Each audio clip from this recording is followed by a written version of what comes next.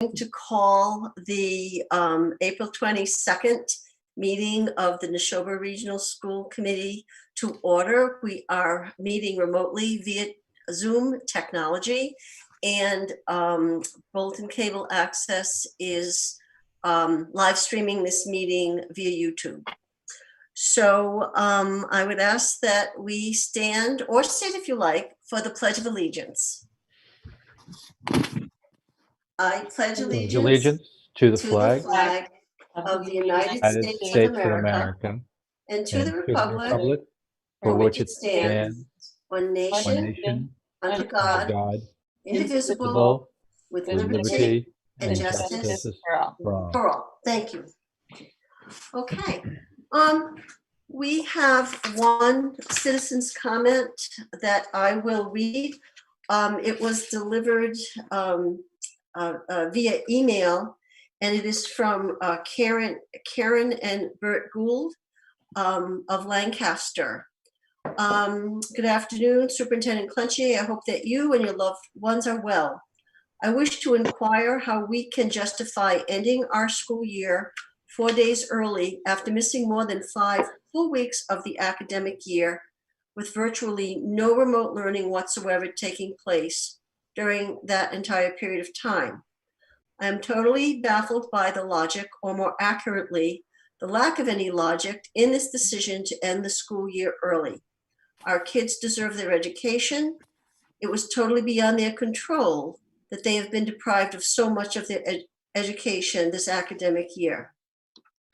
Given the results of your survey, logic would dictate that the parents in favor of working through the April vacation want as much effort as is reasonably possible invested in completing this academic year in a manner that attempts to make up for this interruption that we have unexpectedly had to endure. I suggest that the 85% of the respondents to your survey who wish to work through the April vacation feel similarly about utilizing to the fullest extent possible the 4 days you speak of utilizing to the end of the academic year early. Ending the school year early under these circumstances makes no sense whatsoever. With all due respect, it is the converse of this decision that is sensible, reasonable, and appropriate under these circumstances. We should be utilizing these additional 4 days in June to help compensate for the more than 5 weeks of totally lost education time before any organized effort at remote learning was implemented. I respectfully request that Neshoba Regional School District revisit this decision fullest benefit possible by continuing our students' education. By that date, we may have returned to our physical classrooms. In either event, we may be demonstrating that we are doing everything possible to conclude this academic year in a manner as reasonably close to what was intended and compensating to the fullest extent possible for what has been lost. I request that you distribute this letter to the members of the school committee on my behalf, and that was sent on April 14th. And the PS is, can you kindly advise how many of the 15% not in favor of working through the April vacation happen to be from 16% of the respondents that comprise faculty and staff? Your constituents would surely like to know that statistic and deserve to know. And the second email, I think, was from the next day. Good morning, Superintendent Clenchey. Thank you for your thoughtful, comprehensive reply. I'm sure you can see how ending the school year early under these circumstances has such a counterproductive, counterintuitive, and uncaring resonance to it. To me, it defies logic. How can we end a school year early when we haven't been in school for so much of the year? I'm sure many other parents in our regional district perceive it similarly. It feels to me as though the academic community is making a mockery of what has occurred by ending this particular school year early, and I know that it is truly not anyone's intention. Yet, that is the appearance of this plan of action and the manner in which it is being described. Even from a public relations perspective, it would make much more sense to take the position that the school year will end on the last available date in our calendar, such that your faculty and staff can make up as much academic ground as possible in the very unfortunate, challenging, and entirely unpredictable situation. I hope you and yours remain safe, strong, and healthy. P.S. While my wife and I have continued to work through this event, we have been impacted in ways that are very similar to everyone else. My CNM wife is working extra shifts to accommodate the continuing needs of mothers delivering their babies, and a staffing component that has been significantly reduced by both illness and economics. I continue to manage our now isolated working groups at Terminal A Delta at Boston Logan as flights continue to depart. I Zoom our Shabbat services from our synagogue in Clinton every Saturday morning to congregants who actively participate in these services from their homes. My mom, who turns 98 on April 20th, is a resident of the Life Care Nursing Home facility in Littleton. Like almost every other resident in that facility, has tested positive for COVID-19. She remains asymptomatic, thank the good Lord. We can only visit with her by walking around the outside of the facility to the closed window that looks into her room. We have 4 children at home these days. Our eldest is a sophomore at UVM, and the other 3 are students within the Neshoba Regional District. Sometimes I think we may overlook just how deleterious the impact of these events have been on our isolated children. We are all, as you pointed out, finding our paths through this difficult time and trying in every way to do our best. So those are the only citizens' comments I have. Moving on to new business. We have a Deca donation acceptance. Pat, do you need to speak to that, or do we just make the motion and go from there? Can you unmute yourself? Pat, I think you're mute. Pat, you're mute. Unmute.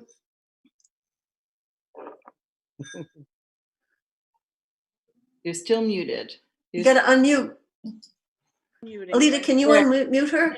I'm all set. I'm just toggling between screens here. I'm Sorry. I'm sorry. Go ahead. I have a letter from the Deca program at the high school. The Neshoba Deca would like to request approval for donations recently made by local businesses to our chapter. The funds received from these businesses will be used to help elevate costs on trips next competitive school year. We recently received the following donation that we would like to present for approval. If you have any questions and concerns, proposed donations, please contact me. And it's signed Stavros Andropoulos. He's the advisor at the high school. Okay, can we have a motion, please? Sure. I move to accept the $1,000 donation from Avidia Bank to the NRHS Deca Club to be used to help alleviate costs on trips in the next competitive school year. Can I have a second, please? Second. Any questions or comments? Okay, we're going to vote. It's a roll call vote. Leah? You're muted, Leah. Yes. Kathy, yes. Steve? Yes. Joseph? Yes. Brett? Yes. Mary? Yes. Elaine? Yes. Mike? Yes. That's everybody, I think. Yep, okay, it's unanimous. Okay, the second item of business is the February Treasury report. Pat? Does anybody have any questions about the reports as they stand? I think they're pretty routine at this point. We present them monthly. Any questions for Pat? I don't see any, Pat. What about the December, I'm sorry, We can move on to the next then. December, January results of operations? Yes, and as you can see, in December and January, this was long before we realized that we were going to be in the situation we are now. It looked like that we had a little bit of a surplus based on my estimates. It's mid-year, and things change throughout the year, as we know, and at this point, I would just like to ask you if you have any questions about anything that's here right now on these two reports. Mike, So Pat, this is not a question about this particular report, but in future reports, when we start to see numbers coming in for March, April, May, how different are these numbers going to look? Will they look as they typically looked in years past, or will they look somewhat different or drastically different? My office and myself, we're working very hard right now to project out what we think is going to happen now that we have the information that we have, as far as the school not opening till the end, to be closed for the rest of the year. We're trying to work up some projections on our utilities. I can tell you right now, we're not filling our oil tanks anymore because there's enough probably to last us through the end of the year. So that being said, that's a significant savings for us. There are things that aren't taking place. There are programs that we had across the district that things just won't take place that we've potentially contracted for. So I think we may see some surplus money here, which is a good thing for us. And I don't know what else to say except. Pat, can I jump in on that? Brooke, go ahead. Thank you. I think that we also need to keep in mind that we also have different expenses Right. than we were ever Oh, anticipating. yes, and I would mention that too, that we have a lot of unanticipated expenditures that we're going to have to take care of.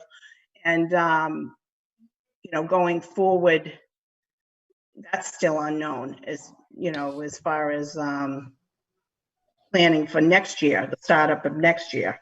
So. All right, Mike Yeah. and then Steve. I'm sorry, Pat, did you need to say more? No, that's it. Okay, Mike and then Steve. Yeah, so thank you, Superintendent. You actually anticipated my next question. What are our unintended expenditures? If we kind of play this out and maybe at the end of all this, we end up with a surplus from a budgetary standpoint, where does that money go?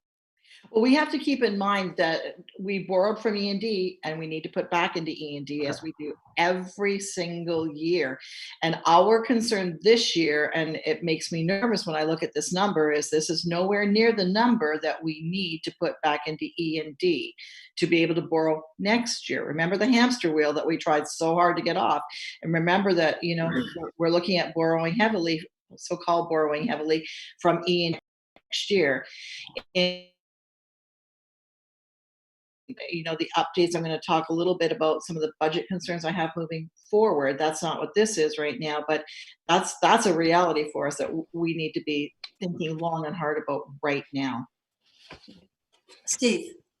Okay, in addition, there will be some revenues that we will not derive. For example, the fees that parents pay for their kids to play certain sports. There is still the bus question, I guess. Number two, Yeah. and number three, while I'm assuming we would be spending more money on IT and support for IT, like broadband and stuff like that, which will go up, other utilities in the schools will go down. So that we may find that that's a wash, but I'm concerned about certain programs that we're not running that we sometimes get income from. Mm-hmm.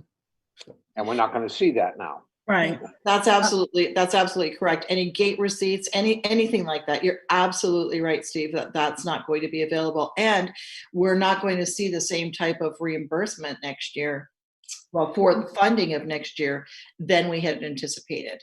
And so that's also going to be, so right now, I'm concerned about the size of this surplus right now. Other questions for Pat or Brooke? All right, seeing none. I'm actually going to flip the next two agenda items. So why don't we do the remote learning update first? Todd? Todd, you're muted. Okay. So we continue to work within the remote learning module. I think everybody was obviously aware that the governor has obviously extended the closure through the end of the school year. So in the guidance from the state and the Department of Elementary and Secondary Education was to continue within the remote learning plans and the guidance that was given out specifically after he extended the closure after the first 3 weeks post-enrichment. That remote learning continues to be the same. We are expected to get some more specific guidance by Friday from the Department of Elementary and Secondary Education, and that guidance will be specifically to address specific what they are calling essential standards at each grade level that they will want teachers to make sure that they cover by year's end to ensure that students can then obviously move on in the fall. So we're expecting that guidance by Friday from the Department of Education and the commissioner. And that was really the big meat and potatoes from our call with the commissioner yesterday. I hope that everyone's had a chance to be on the remote learning site. The teaching and learning team in conjunction with the principals as well as the entire faculty continue to work on that. Teachers are getting up their weekly plans either Sunday night or first thing Monday morning, so students can be working within their remote learning plan all week long. Our K through 2 students are working within the Seesaw platform, which continues to go exceedingly well. The parent feedback on the Seesaw platform is very positive. I actually just got off a meeting before I got on here tonight, and we want to make sure that we actually extend the Seesaw program even more with an enhanced version that we're going to be able to do, hopefully, for the rest of the year. Our 3 through 12 are working within the Google Classrooms, and that is tied to each of our school buildings. Each of our principals are sending out, gosh, I think we were speaking with Laura yesterday, and I think Laura, a friend at Burbank, had said they're going to get sick of me. I've sent out 3 to 4 communications already today. So they're continuing to work within their specific sites, and particularly of note this week, Teaching and Learning developed a social emotional site and a social emotional link that can be accessed on the remote learning site. What I did was I put a link on the front page of the website that says new social emotional resources available. And it's also located under the resources tab on our remote learning site. So what that does is provide a variety of resources for parents and students. It provides a variety of activities, it provides a variety of articles that tie to the social being for families during the time. Currently now we're moving forward with continuing to develop a professional development resource site for our staff as we move forward with video conferencing and certain skills that some teachers want a little bit more support in. That's our latest work on the teaching and learning unit and developing that for our teachers to provide them with professional development they would normally be having throughout the school year. And we're going to be able to be doing that remotely and getting our teachers involved in activities that support this kind of learning module. Thank you. And Brooke, did you want to add anything? yeah, I've got a couple of things to add though, but Leah, if you had a quick question, if you wanted to slip it in right now, if it's specific. Go ahead, Leah. Yes. I was just wondering if you could elaborate on the video conferencing, if you got like what the plan is there, because I know it's kind of sporadic. As a teacher myself, I'm not using it. And so I just wonder, what is the expectation? What's going on there? That's a great question. And we'll let Todd finish it up, but Yeah. it's a great question. And from the beginning, obviously, when we first stepped into this, we were very careful and very cautious around video conferencing, knowing some of the safety, security, privacy issues that relate to video conferencing, and obviously teachers and students video conferencing, student to student video conferencing, some of the privacy and civil rights that tie into that. So we sought a tremendous amount of legal guidance around that. And, we were very sure that we made sure that any of the platforms that we're using, all of those companies such as Zoom, such as Google, et cetera, would be willing to sign our safety, security, and privacy regulations as we ask all of our digital vendors to do. And we weren't willing to go to video conferencing until we had that in place. We also weren't willing to do that until we had direct legal guidance from our, legal firms that we speak with. And when we finally got that, we felt very comfortable moving into the Google Meet video conferencing that our teachers are now using through the Google Classroom, and that now all of our teachers have the ability and access to use K through 12. So we just opened up Google Meet for our K through 2 teachers that had not been opened before.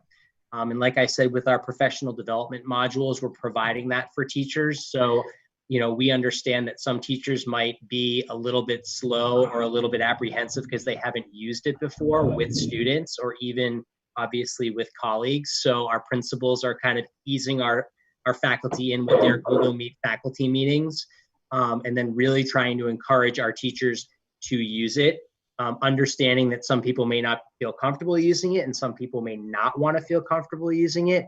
However, what we have done is ask our principals across the district, for example, our social studies teachers have been working with Primary Source for the past couple of years. So all of our 6th, 7th, and 8th grade social studies teachers are in lockstep with their curriculum because they've been working so closely together. So they're able to share those kinds of things or share those kinds of videos or lessons. And so that's kind of what we're promoting across the district with our principals, to make sure that all of our 3rd grade teachers in all 3 towns are working consistently so that we make sure the kids are receiving consistent teaching, learning opportunities. So, it certainly is a work in progress, but, I think we've followed the appropriate avenues with video conferencing to make sure that it is being used appropriately and that everyone feels comfortable using it, and that teachers are available through video conferencing should students need help. We just sent out yesterday guidelines for video and guidance for video conferencing for all of our staff that our principals pushed out to all of their staffs today. And what we did was we provided guidance for what video conferencing can and should be used for. We also provided information on what it should not be used for. I can certainly get that guidance out to you folks as well. But we are certainly working to make that work and make sure that everyone feels supported and encouraged to use it. Other questions for Todd or Brooke? Did you want to say something? I've got a couple of things that kind of all tie in with. Right, just before you start, I'm sorry, Elaine, did you have your hand up? Oh, and I was actually gonna make sure I'm not on mute here. I was gonna ask the same question that Leah asked, actually, about the video. Using it or have used it, so have not, because I think my personal experience is we haven't used it at all.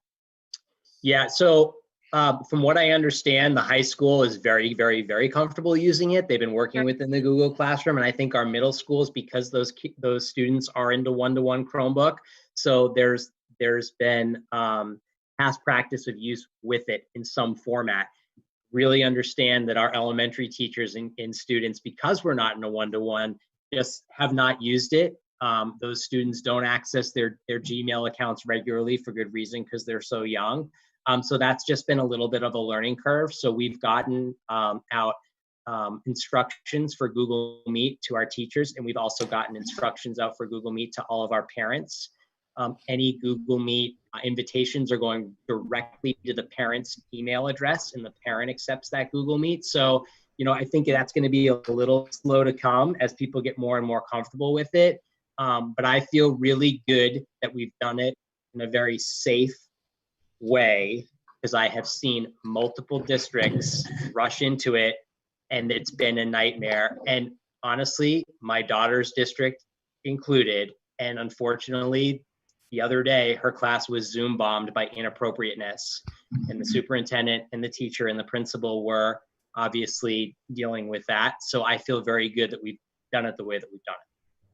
Thank you. Yeah, I was just going to say the problem tends to be amplified the younger the student is, because those are the students that can't sometimes even read the instructions on the assignments. And so as a parent, it feels like I either need to become a teacher. I need coaching to become a teacher, or I need somebody else to be doing the instruction. Yeah. But those are the kids that don't have the technology, that haven't used this before. The teachers haven't used it before. And they need Sure. the most instruction. Yeah. So it just becomes like even more amplified, whereas the kids at the high school are probably the most capable of doing the work independently themselves. Sure. And Sure. they're comfortable with the technology. We'll get there.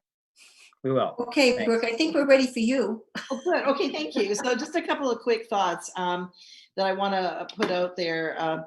And a lot of this goes back to the phone call that we were on yesterday. We were on a conference call with the commissioner for 2 meetings yesterday, actually. He reinforced again yesterday the notion of the potential for 1/12 budget to start the school year in July and August. And that will, of course, only happen if there aren't town meetings that approve the budget. Our budgets are all scheduled to go to town meetings on the 22nd. And if they don't, if they are, rescheduled to possibly sometime in September, which I think we all think certainly could happen, then we will start the year with a 1/12 budget. And that is literally a 1/12 based on this year's budget, not next year's, but 1/12 on this current year. So I've already brought this up with our union folks and explained to everybody that there'll be no raises, there'll be nothing that goes into play. Even our as we look to purchase our supplies and such, we're going to have to look a little bit differently at that. So now the 1/12 will basically go away as soon as the budgets are approved. And then, for example, our staff would then receive basically a one-time payout, or potentially that's what we would like to do anyway, and to kind of get them back on track and say September, October, late September, October, depending whenever the town meeting happens. And then everybody would fall into a regular school year thereafter. So a couple things to keep in mind. So that's one thing. Another thing is that the municipal budgets, our understanding is that our municipalities have been told that they may need to be going back and taking a look at their own budget that they're presenting. Our 3 towns and the school district, and I'm going to speak to this quickly in my superintendent's report tonight, basically have all agreed to go forward with the budget that you all have approved, because right now we don't have any other guidance than that. So it makes sense that we go forward with what we knew. With that being said, though, we've already been told that we may not get the same amount of circuit breaker that we're anticipating to get. The percentage may change. We heard from the DESE CFO yesterday that the state basically is going back and doing a lot of reviewing. We won't have a lot of details until sometime in the summer. So we just aren't going to know a whole lot.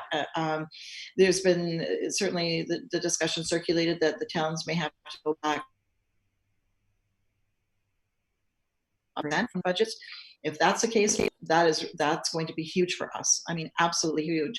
The other thing that the commissioner basically told us yesterday is that, and his staff said that we probably need to be creating a contingent budget now.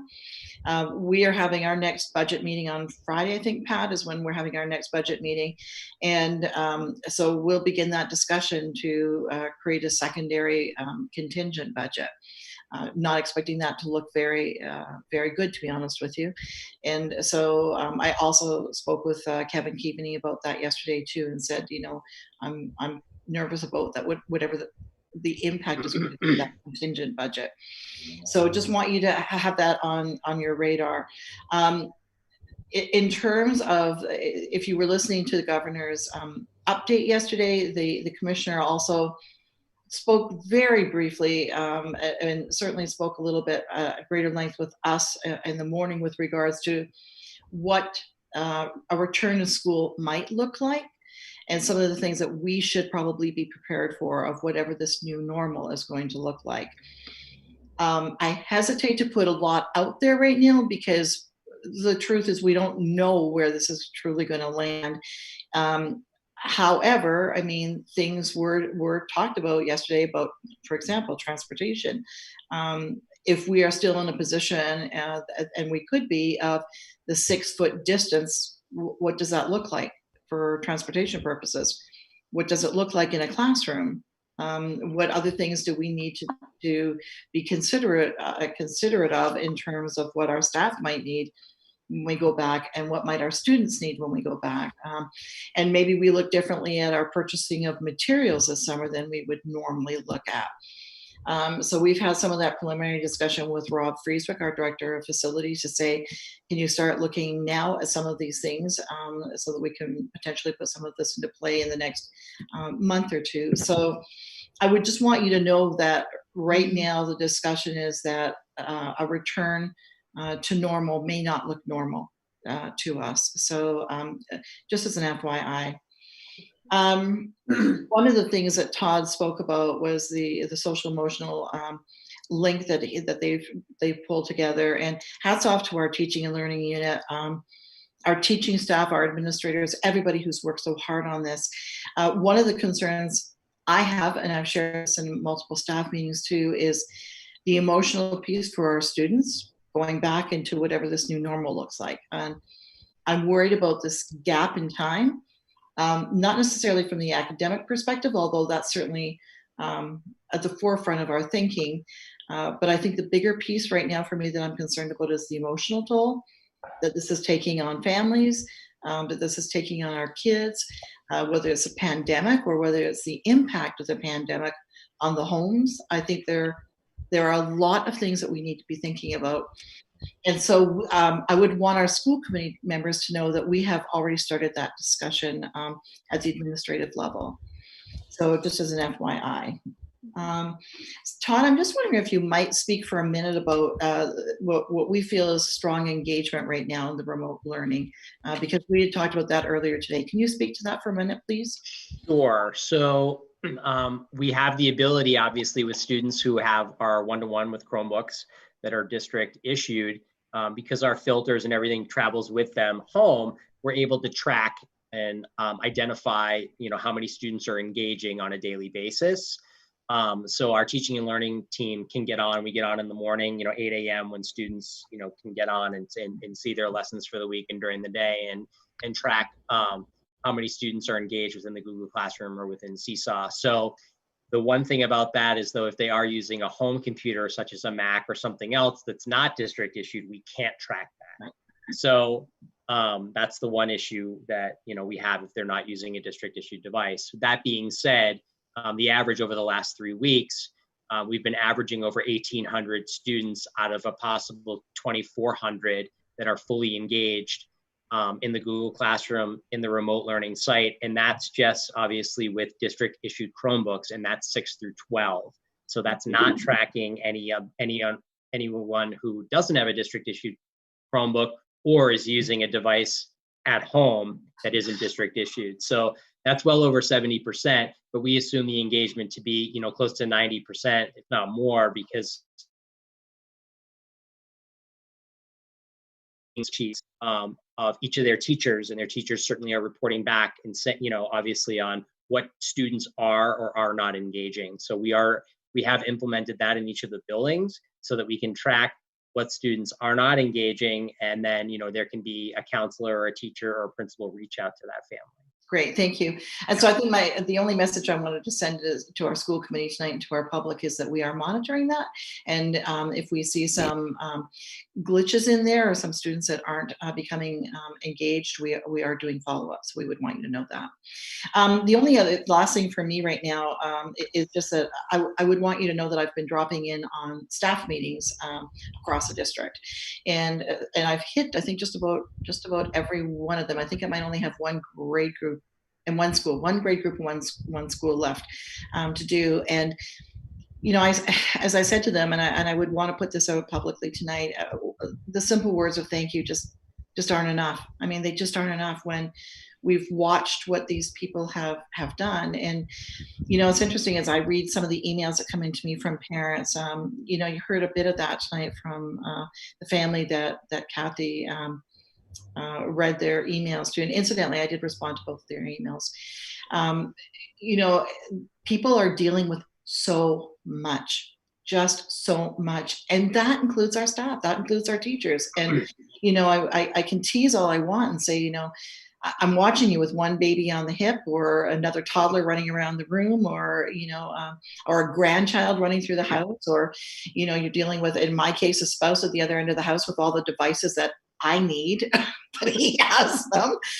I would say in the 37 years of marriage, I don't think I've seen my spouse nearly like to the extent that I've seen him in the last couple of weeks.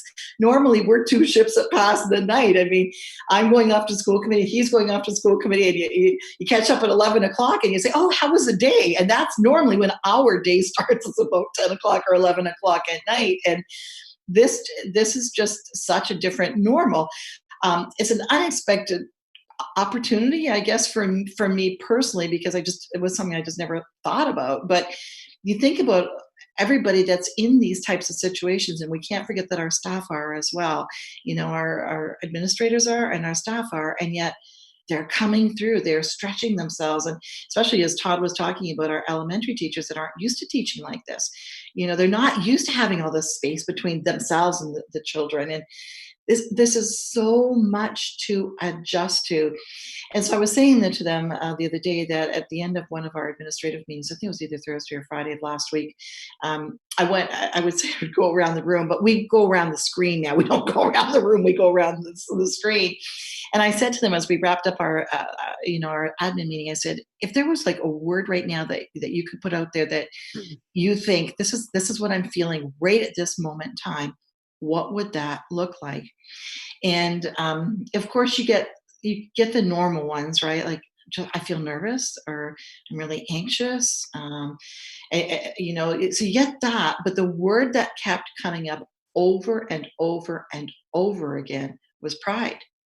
I feel so much pride in our staff. I feel so proud of the efforts that I'm seeing them put in to connect with our children. I'm proud of how they're thinking about this. I'm proud that they're working collaboratively. And you heard Todd, and I think that's such a good example, Todd, of the middle school social studies teachers working across the district. We see a lot of that right now. Everybody trying to work across the district so that we're well calibrated.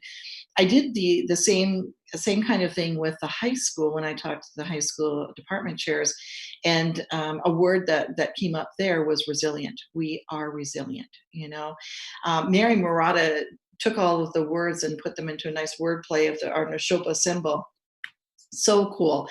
And I said to her, you know what we should do is we should really continue to add and evolve with a symbol. And then I said, then I think we'll blow it up and put it in the school committee room. We'll get it framed and put it in the school committee room, because it really does represent a moment in time. And some of their words were, there are opportunities here, that it's exciting to kind of be challenged like this. But then there's boy, it's exhausting. It's just exhausting, So to all of our staff out there, we can't say thank you enough, because you have been resilient, you have been overwhelmed, you have stretched, and by golly, you've just. So that's it for me for the remote learning, the add-on to Todd. So I don't know if anyone's got any questions on that. Let's see, any other questions? Leah? So with all of the teachers who I'm interfacing with my 4 kids, it's going really amazingly. And Mrs. Camp, little shout out, Hale math teacher, she did a little survey of my son today just to ask him, how did that video do? Like, how did it help you? How are you feeling? Right? It was just like this very quick dipstick moment. And it made me pause and say, that should be happening very regularly. So can we, or have you guys considered how you might try to get that feedback, that two-way communication going around, how is this going for everybody? Are the students, I know that the teachers have to respond to assignments and stuff like that, but can we do some sort of another survey or go around of how this is doing? Todd, do you want to speak to that, or would you like me to speak to it? Sure, we both can. Yeah. We were you and I were just chatting about this earlier. Laura, a friend at Burbank, did send out a survey just with that, asking for feedback on remote learning. So that certainly is something we're putting forth with each of our principals to, now that we're fully embedded in this, so that we can solicit feedback from families and students as it relates to how things are going. And teachers. And teachers. Leah? So I think that my other set of questions that I won't even go into much because I'm sure that you're still trying to get your head around it is how are we managing the 3 transition years in our district? And in particular, I think that you said that Mr. Cullinane is forming a committee for the seniors to try to get his hands around all of that which needs to be dealt with, both formally and informally. But are you also pushing that down to the 5th grade and the 8th grade? I can speak to that, and then Todd, if you feel free if you've got anything to add. I think our process probably, because our staff is seasoned at doing this, I'm not as concerned about this because I think that we can still take our regular process. What's going to be missing, of course, is like the step up days, right? When the kids can actually go to the new building and that kind of thing, because that just can't happen right now.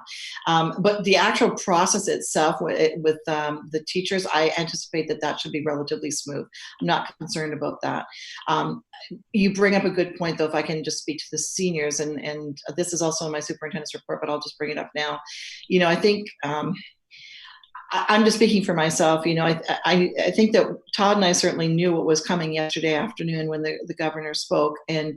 But even though you knew a little bit in advance, I guess 2 things for me, and again, I would just speak for myself. The first thing is I felt a sense of relief because I was incredibly concerned, as Todd knows. I was really feeling anxious on Friday. I think that would be the best term that I can use. I was worried that we were going to be pushed back before I felt personally it felt safe to be pushed back into the schools.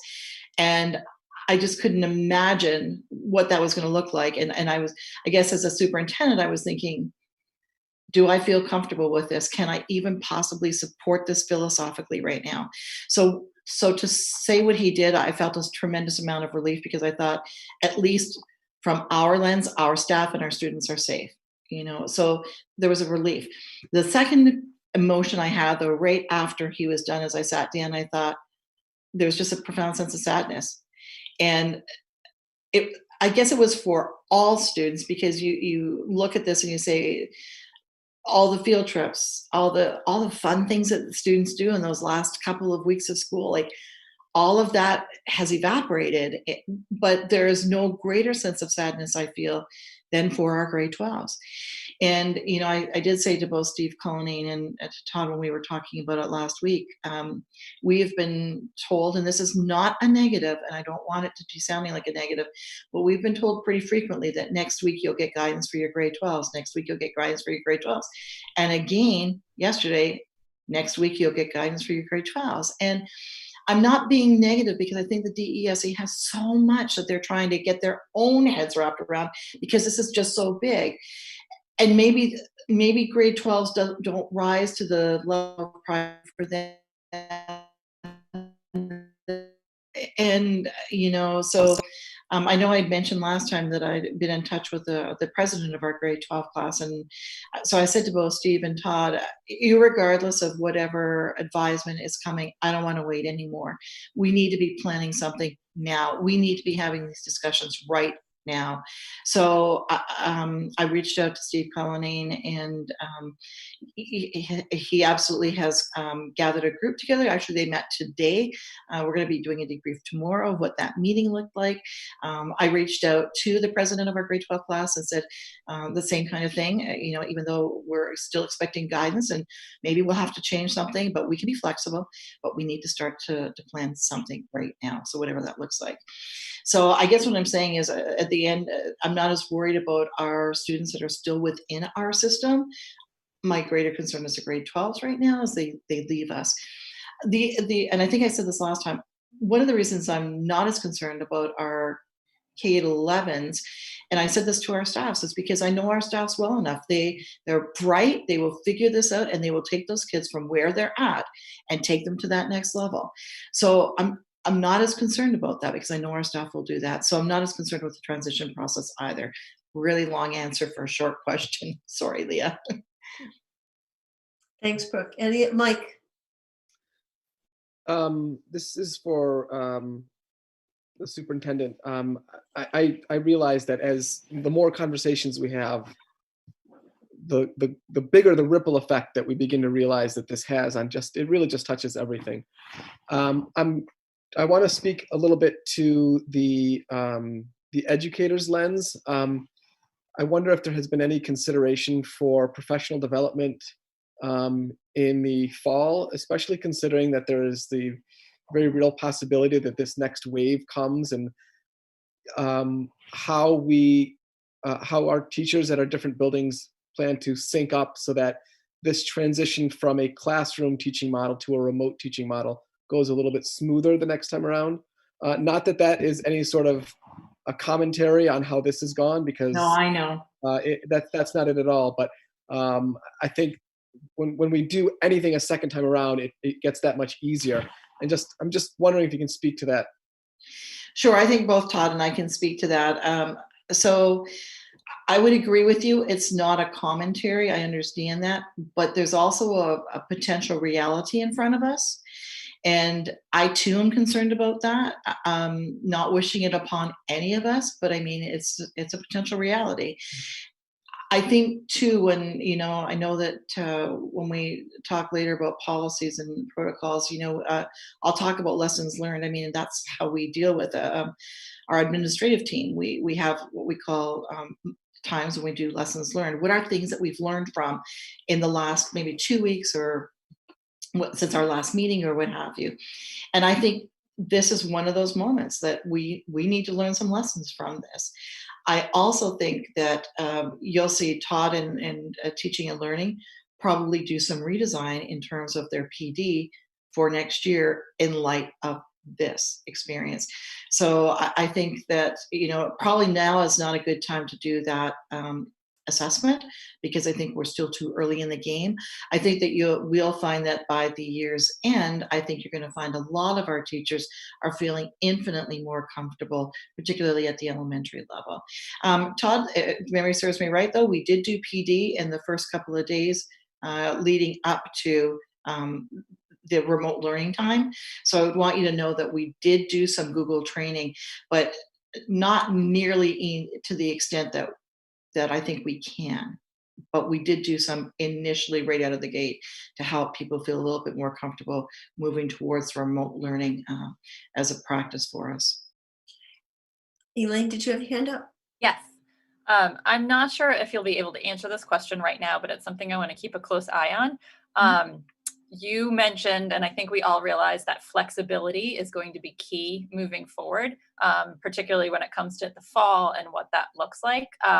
Do you expect that we as a district will be given the flexibility to do what is right for us versus being handed directives down from DESE or from the state and having like a tension there? There was some tensions when we closed the schools originally.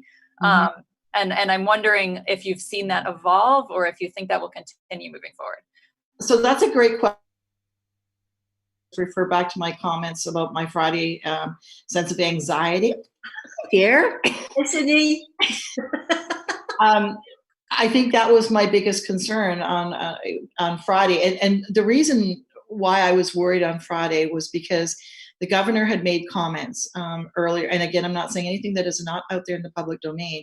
And one of the comments that was alluded to, in his comments, something that was alluded to, was the fact that superintendents would like to get kids back into the classroom so that we could test them to see where their learning gaps are. I can assure you that from my lens, and I know Todd and I have talked about this before, I mean, he has connections kind of on the North Shore. My connections tend to be from Middlesex County, which kind of almost abuts, probably even does maybe abut North Shore, and kind of goes west through Worcester County and westerly that way. And, I've been involved in a lot of Zoom meetings with superintendents, and that thinking has never, ever come up in any of those meetings with a lot of superintendents. And so it struck me as odd, which is why I felt that anxiety that, oh my gosh, is he going to feel forced, the governor going to feel forced to move us into something? And then where my headspace was going on Friday night is, am I prepared to say, no, we're not going to? So there's a heavy weight there Friday night for me as I was weighing, my own philosophy on whether this felt safe or not. And not that I'm not a doctor. I don't know it. But when we're still going into grocery stores where people are masked and gloved and behind plexiglass, and you can only walk one way, and I thought, what does this look like? Like, what is that cafeteria going to look like? How many lunches are we going to have to keep the 6 foot? Just the practicality of it didn't make any sense to me. So I was worried that I wasn't sure if we were going to actually have some local autonomy or not. But one of the things I would say is it seems to me that every time, and again, this is not being negative, but every time that we're told, well, you'll probably get some direction on that next week, and we don't, very often what we do see is the decision comes down as local. And then Todd and I are frustrated, and we say, well, we could have made that decision like 2 or 3 weeks ago, So I don't know right now whether we're going to have local autonomy if we open again in September. I say if. I would like to hope we all want to go back to something that resembles normal. I mean, we just do. This is so hard on everybody, kids, us, everybody. I just don't think that the normal that we heard about yesterday is anywhere near the normal that we're used to. And that concerns me. So I really don't know. And I don't think, Elaine, right now that they know. They're trying to work it out too. Thanks, Brooke. Any other questions for Brooke? Okay, thank you. And I want to thank you and your team, Brooke, for the work that you have been doing. I always have said that our staff is the greatest strength that this district has, and the dedication of the teachers is boundless, and their care for the students. But it takes a very strong leadership team to keep everything coordinated and working, and to be receptive to their needs. And so my hat's off to all of you for the work that you've been doing. And I'm not going to lie, I've said on more than one occasion, boy, I'm glad I'm retired now. I just can't even imagine. I can't even imagine. So thank you for all the work. Thank you. I think that Todd in teaching and learning, Todd and I both work in kind of different lines of our administration. And I think that the academic component that Todd and his team have been working on has been just wonderful to watch, and flourish. It's been amazing. Okay. Thank you. What I'd like to do now is to go to the item on the Student Opportunity Act. You may recall that at the last meeting, I asked folks to take a look. Elaine, could you read the motion? Sure. I move to approve the Neshoba Regional School District Student Opportunity Plan for the years 2021 to 2023. Can I have a second? Anyone? Mary, thank you. Questions, comments for Brooke and Todd? Stephen. Okay, I read through this. I looked at the commitments that we have to make in our budgets, and I think we're premature to sign this now. It's asking for some, a lot of money to be committed to this program, and we just don't know what's going to happen. And I think to sign this now, to agree with this now and sign it now, which I guess we have to do because there's places on the back where it can be voted and signed and everything else. Mm-hmm. I think it's premature. I think that Todd had responded to this last time, and Todd, I'm going to ask you to respond to it again, because I think you may have forgotten that these are not for us really new funds. Todd, maybe I'll let you explain this, because the truth is this is what was happening already anyway. So there's nothing really new in here. And I would also point out that one of the things, like we would like to have it voted on tonight so that it's just in our back pocket.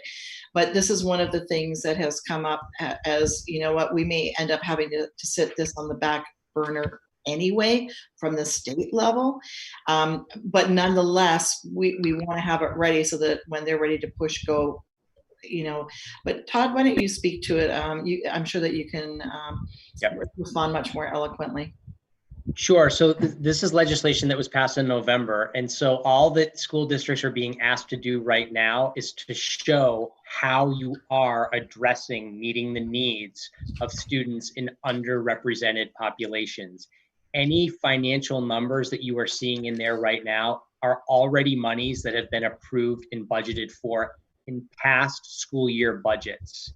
So it's not saying that we're pushing, this is all it is a report to the state saying, these are the monies that have been allocated for, or the monies that we get from grants to support these kinds of programs. It's not asking us to commit to future monies. It's just a short report on what we are currently doing for those underrepresented and those smaller populations. Steve? You were shaking your head. I'm listening to what he's saying and I'm shaking my head. I can do that. We're No, you can do it. we're mandated. But So this is a plan for 2021 to 2023. Mhm. Okay, even if it was in this year's budget, okay, we don't know what next year's budget is going to look like at all. And I think we're pushing. I think it seems to me we're pushing this to make somebody at Deca happy, and we just don't have the. I don't think we have the money allocated in the budget going forward. We may have it allocated, we may have it approved in our budget for next year, but we don't know what that budget's going to look like. And if we have to go to a 1/12, the monies aren't going to be there.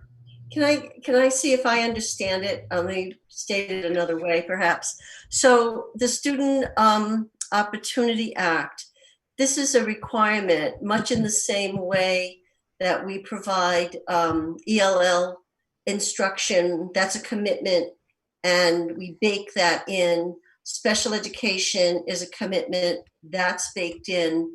Responding to how we're going to meet the needs of our underserved populations, which I think was the focus of our MCAS analysis this year. So it's great that 90% of our kids are advanced and proficient. We pat ourselves on the back, and that's great. But the real challenge for us is how we respond to the needs of that 10% that isn't advanced and proficient. So we've been saying that for years. If that's our goal, that's our goal. So finally, the state says the same thing. What are you folks doing for your underserved population? So it is something that it's been a goal of ours, essentially codified by the state. If we got into a situation, and I hypothetically, where we had to make some cuts because of what's at stake, it's not from those areas. And so when we see money allocated for staffing, that's staff we already have. They're already getting paid. So it's a commitment to the actions on behalf of these students. That's how I see it. And when you look at how these students are being serviced, and you parse out the costs, they're things that are in our budget anyway. Is that an apt understanding? Yes. Todd? Yeah.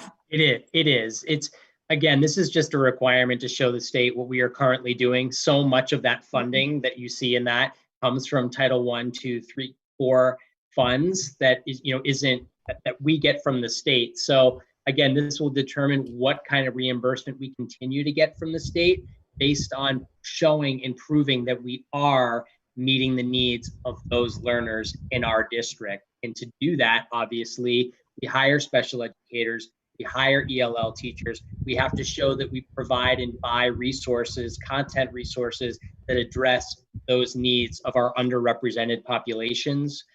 We are a district that is, actually, this is what's called the short form. We have to turn this in as a short form because we're not a district that has high incidences of these kinds of groups. Obviously, other urban districts in the Commonwealth will be filling out a much larger, a more comprehensive plan, but we do have to show, and that's why this plan, you know, it says FY 21 to 23 is just what is our plan moving forward to show the state that we are actually doing things to close those achievement gaps for those students. Those monies that you do see, the majority of those monies are coming from state aid that we get because we're demonstrating that we are doing that with the programs that are in place. I think an easier way to Wait, Brooke and then Steve. Go ahead, Brooke. I think an easier way to look at it is, you know, we get targeted funds, and this is basically showing that we're spending the money exactly where the government has asked us to spend it. Right. That's a super simple way of saying it. That's a good way to say it. Just verifying to the state, we're doing exactly what you told us to do. This is not money that's like general allocation that we can use for just anything. This has to be specifically used for exactly what's in there, and we have to do that or we're not going to get the money. So we have to show that we're spending it exactly as we're supposed to spend it. Okay, Steve? It's $1 million, and it says budgeted fiscal year 21, which is coming up, and we don't know if we're going to get any of that title money, do we? Entitlement money. We're entitled to it. We don't have to do anything to get it because of the nature of the students it addresses, Steve. That's how I can explain it. That's my understanding of it. I believe the DOE, the Federal Department of Education, recently said that they're going to give all kinds of waivers and exemptions to provide this stuff. And if they're going to do that, then they're looking at not providing any of that money. They haven't done it yet. Well, they've talked about it. It was on the news in the last couple of weeks. Excuse me, Brett. Yeah. So are these monies that are listed here, are they a commitment? Are we committed to spending these monies? That's just showing what we have spent in the current past year. But the majority of those monies were monies that are grant funded through Title I, II, and IV from the state. We have to show that those monies that we've gotten from the state, we've put into these programs for these underrepresented categories of students. So you'll see there are 9 special educators on there that are funded through those grants. And so we have to show that's the money that we've received and that's where it's going. It's not a commitment moving forward because that money is coming in from state aid. It says fiscal year budget item. Wait, Steve, wait. Brett, were you finished? Did you have a follow-up?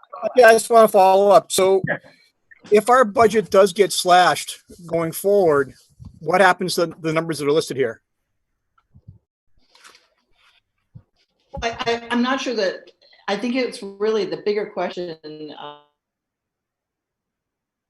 If these monies, for example, the entitlement monies are slashed, then the whole state is going to have to go back and review all of this. It won't just be Neshoba Regional School District. It'll be all of us because all of us are having to do this. Like the entire state, it's not specific to Neshoba.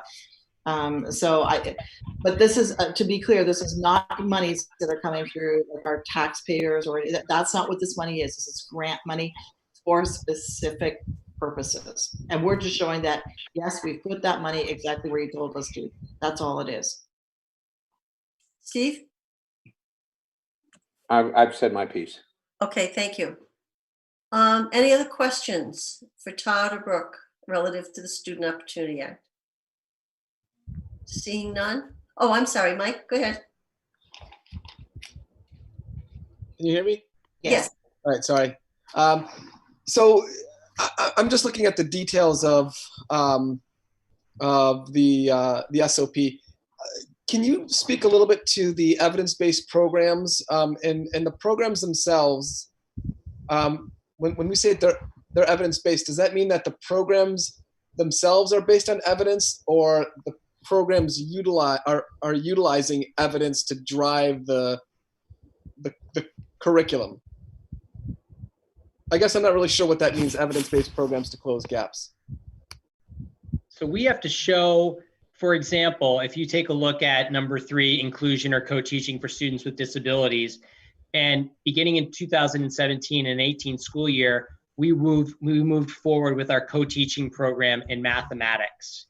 And if you'll recall, this year, in the past couple of years, we've shown that there's been a growth in our MCAS results and even our local assessments, that those students in those groups have shown targeted growth as a result of our co-teaching and inclusion programs. So when we show that as evidence, and we put that in Title I, Title II, Title IV funding, we show that is a program that is an evidence-based program that has helped students, particularly in those underrepresented groups, grow and show achievement. That's one example. So that's how we get funding for those kinds of programs. So that co-teaching program started in 2017. We continue it, but that's been one example. Another example was, I think you saw on there, and this was a question from the last time, somebody asked about the $100 that students at the high school are spending to take that college level course. For example, to take that college level course, that's thousands of dollars, but we get grant funded money so that we can send those kids to take that course. And all they have to do is show, you pay $100. And even in those cases, sometimes that $100 is covered so that they can take that course, pass that course successfully, do well in that course. It's considered somewhat dual enrollment, and that's an evidence-based program that is meeting the needs of those students in that capacity. Other questions? Joseph? Yeah, I just had a quick question. I wasn't really going to ask anything about this, but the discussion has sort of piqued my curiosity about this. And I thought I understood it, so let me just confirm that I understand this. This is a legislative mandate, and if I understand correctly, then if it's a legislative mandate, then the burden falls on the legislature to fund this program, does it not? Am I missing something here? Because if we adopt this, we're just saying, look, we're willing to do what the mandate states. Now the burden is on the general court. Give us the money to do this. Is that what we're doing here? That was my initial understanding, but now I'm a little bit confused. That's exactly right. Mary? So Title I and the other entitlement grants are actually federal funding. That's right. So in effect, what Massachusetts does is it applies to the federal government for these entitlements, and it gets funneled from the federal government to Massachusetts. So part of this is that Massachusetts needs to justify to the federal government that these entitlements, and they are entitlements, and we don't get very much federal money of any sort. But again, it's coming through Massachusetts. So that for Massachusetts, the more districts that will do due diligence to have looked at what we're already doing and how it fits into this. And so we have that done, give it back to Massachusetts, and then they have more data to be able to feed back to the federal to say, see, we are targeting the students, and we do have a certain percentage of our students who are underrepresented and underperforming. And we really want them to be able to achieve the way so many of our other students in our district do. And so that's really what this is about. And so I would recommend that we go ahead, because as Brooke said too, if everything falls apart, then it's going to be everything across Massachusetts and districts with far more students who fall into the category than we have here in Neshoba. So the work has been done. It's documented. We also have even other grants, it seems, that are being referenced, as well as the entitlement grants. And I think we could just take this off our plate. Not that I don't understand what Steve is talking about and all of our trepidation looking forward to what is going to be our budget. But I just see that this all resonates with work that we've heard before that's going on. Let's just pass it and get this off our administration's plate. Mary, thank you so much for so eloquently pointing out the federal component, because you're absolutely right. Everything you said is absolutely spot on. Thank you for adding that. Okay. Any other questions or comments? All right, I'm going to call the vote. We had a second. Wait, Elaine, did we have the motion? We did, and a second. All right. Leah? Yes. Kathy, yes. Steve? Yes. Joseph? Yes. Brett? Yes. Mary? Yes. Elaine? Yes. Mike? Yes. Okay, thank you, everyone. Okay, so we are now at the part of the agenda, Old Business B, Policy and Professional Development Update. And I sent everyone a document this afternoon, and Alita, you can add it to the meeting materials. So this is relative to the recommendations and some recommendations that Tim Norris made to us relative to our certain policies and also professional development. So I took what was in the report, and I took the things, there was a whole section of the report about the policies that he looked at. So he didn't name them by our policy code, so I did that. I took the titles of the ones he mentioned, attached the policy codes to them, and then noted the basis for review. And I took that information right from the report. In the status column, I went through every single policy because we just completed a policy review.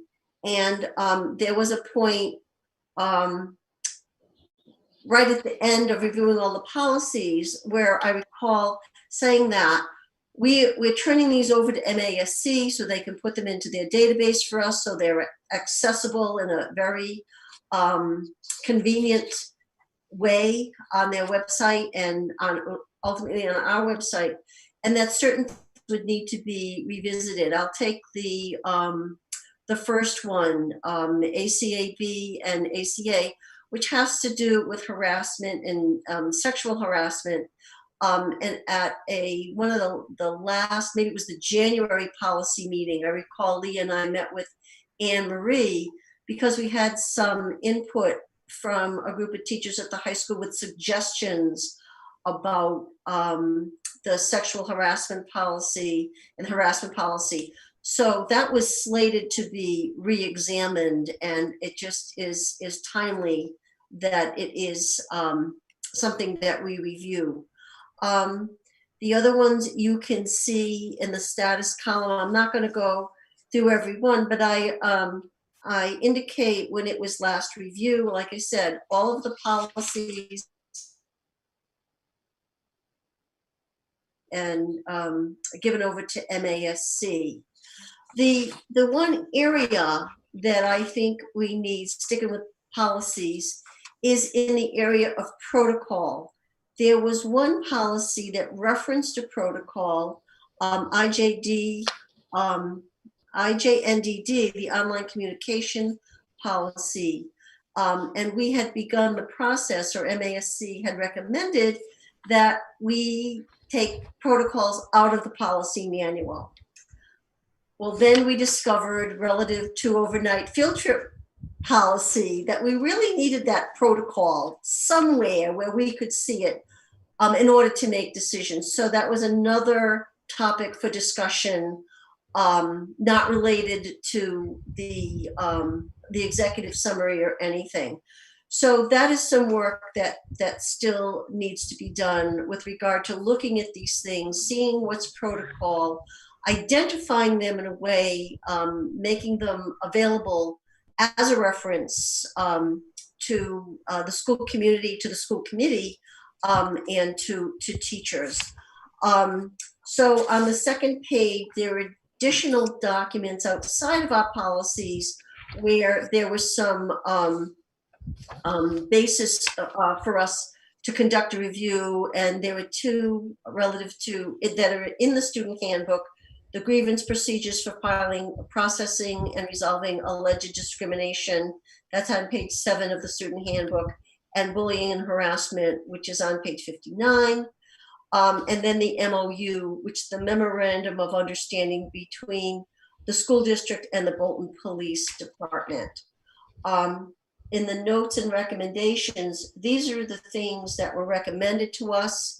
This is something that we asked for in addition to the findings. So our next steps with regard to this information is to do a policy review, and also to, if there are protocols, to identify them and to make them available as a reference. If there are none, then to have them developed, but also to review the policies that exist. So I put this together for ease of reference after we accepted the report, and our next steps would be to work on these things. And then the professional development aspect of this would be the training for administrators with regard to conducting investigations, documenting, and reporting. So this is something typically that the policy subcommittee would take the lead on. Leah and I are the policy subcommittee. Leah, you have your hands full with the teaching and with your kids at home and everything. What I would like to be able to do, just preliminarily, if that's even a word, is with Brooke's okay to begin to go through this with Anne Marie and unpack it a little more. Look for any protocols that we need to re-examine, and then get at the recommendations that are at the end. Brooke and I both have had conversations with Mike Macaro relative to training for administrators, and that is something that can be developed for the start of the new school year, maybe at the end of the summer, maybe right at the beginning. But that is something that is very doable for us. So I don't know, just in terms of this, I'm happy to proceed with Anne Marie if that's okay with Brooke and Anne Marie. So just any questions relative to this, and then I have something else. Yes, Mike. Mike, you need to unmute yourself, please. Oh. There we go. This is more of a comment, and I'm wondering if you could speak to this. There's a fundamental difference in policy and procedure. By its nature is overarching, broad, and able to be interpreted with finer procedures, particularly at a building level. Can you maybe speak more to that, just so that those that aren't quite as comfortable with the difference between policy and procedure know that? I think that if someone were to look at this document to the untrained eye, this might seem very vague, but I think, again, by its nature, it ought to be vague so that it can be interpreted through procedure. And I'm just wondering if you think you can do that. Yeah. Oh, I know I can do it, Mike. This is basically, I use the word unpack a lot. And so what I did was, instead of just highlighting the report, I went through the report and picked out the things and organized it in this way so that we could see the work that we have to do. So in the report, under the title column, this is what is in the title column. We just finished a policy review, and so it was important for us to know which policies. We identify our policies with this code that is pretty standard and throughout schools for identifying policy. So yeah, policy is an overarching set of rules, if you will, and then the protocol, the procedures, is how those get actualized. What are the steps one follows in implementing the policy? So the school committee is responsible for establishing the policies, and then it is typically left to administration to develop the protocols. Now, there has to be some sort of an interface between the policy and the protocol, and some oversight to make sure that they're related and they make sense. So Mike, you spoke about at the building level. For certain policies, the procedures, the protocols that would make sense at the high school may be very different than those at the elementary level. So that's where we have to turn our eye right now. To the protocol column is pretty much empty. There may be protocols. We need to look at them and make sure that they do what they're intended to do. And that work involves working with administration, the district level, and also at the building level. And then the other piece of this that we need to examine is how this works through the legal lens. So our attorney would be looking at these as well. Does that answer your question, Mike, or not? It does, and just to be clear, it is not within the purview of the school committee to enact those procedures, and it is only within the purview to establish the protocol so that the procedures can be interpreted from those policies. Well, the policy, protocol and procedure is sometimes used interchangeably, and that's how I see them. I see them as synonymous. However, the previous school committees have had occasion to question certain procedures / protocols because they had budgetary implications. And I'll give you an example. The types of courses that qualify to enable someone to, I guess it's for the lane changes, you need additional credits to change lanes. Several years ago, just about anything anybody took would qualify for that, whether it was through a college, or even related to their, if it was not related to their job description or major. There were also occasions where people were allowed to use PDPs to make a lane change. So that procedure had budgetary implications. So the school committee questioned it and asked for some changes, and those changes 5 years, Mike. So there has to be this sort of, I call it an interface, to make sure that it's like a check and a balance when the protocols are developed.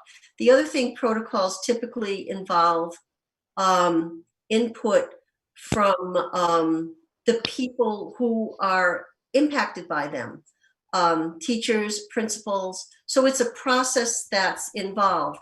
And it seems to me that when we went through our policy review, our policies are closely aligned with those recommended by MASC. There are some that we tweak because they're specific to us, but the protocols in different school districts may be different because it's at that local administrative level where they really get decided, hammered out, and implemented. So does that make sense? Yep. All right, Mary.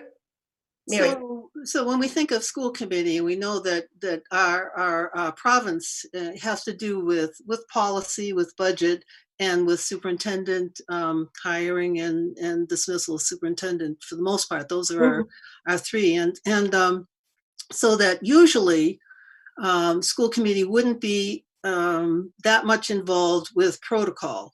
It would be administrative, and a lot of us went to charting the course and all the lines of demarcation. But I think that in the current situation, that we would like to be able to have some input and I think of it more as suggestions to administration in terms of protocol. And so, Kathy, I want to thank you for what you did in setting this out.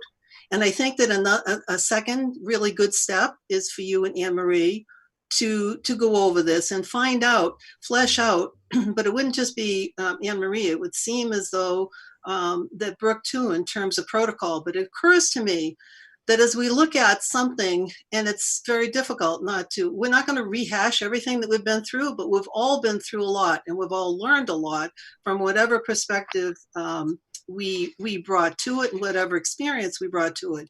And it seems to me that in addition to professional development, which administration is very open and willing to pursuing, that perhaps some kind of administrative handbook where these protocols would be spelled out, so that we would never have a situation where things fell through the cracks, situations where, investigations were not thoroughly handled by a building principal. We can never let that happen again. And so it's incumbent upon us to make suggestions. It'll be, to my way of thinking, it's the administration's decisions as to the final, the protocols and what they decide in terms of protocols and procedures.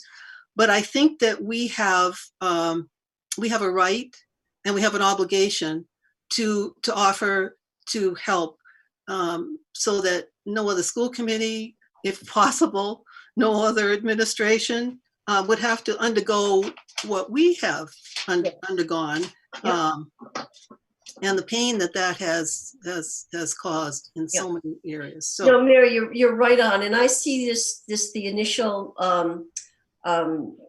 go around with Anne Marie and myself as just the beginning.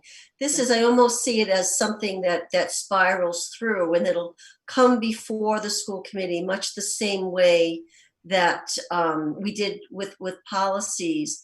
But the awareness, I gave Al Fortiani bad information because I didn't see the protocol for overnight field trips, okay? And I looked in the wrong place. It wasn't whatever. But if we know where they are, then they serve as a reference for everybody. And as we are, this is something new that we've uncovered that we need to work on. You're absolutely right about our responsibility and our obligation.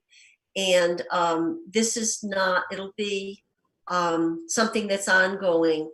Like I said, Leah and I had been working on a couple of policies just in the beginning stages to start to look at them and with them, investigations, all of that stuff.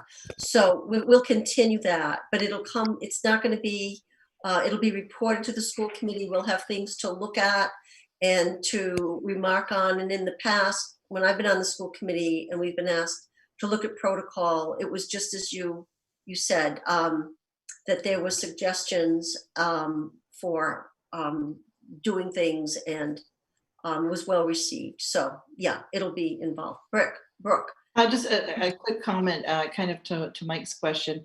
I really strongly support the concept of, I think, clarifying protocols, because I think that is something that's sorely missing for us right now. And so I'm genuinely excited that this process is beginning. I think it's a necessary process, and I would agree with Kathy. I think not having it all housed in the same place has been detrimental to us.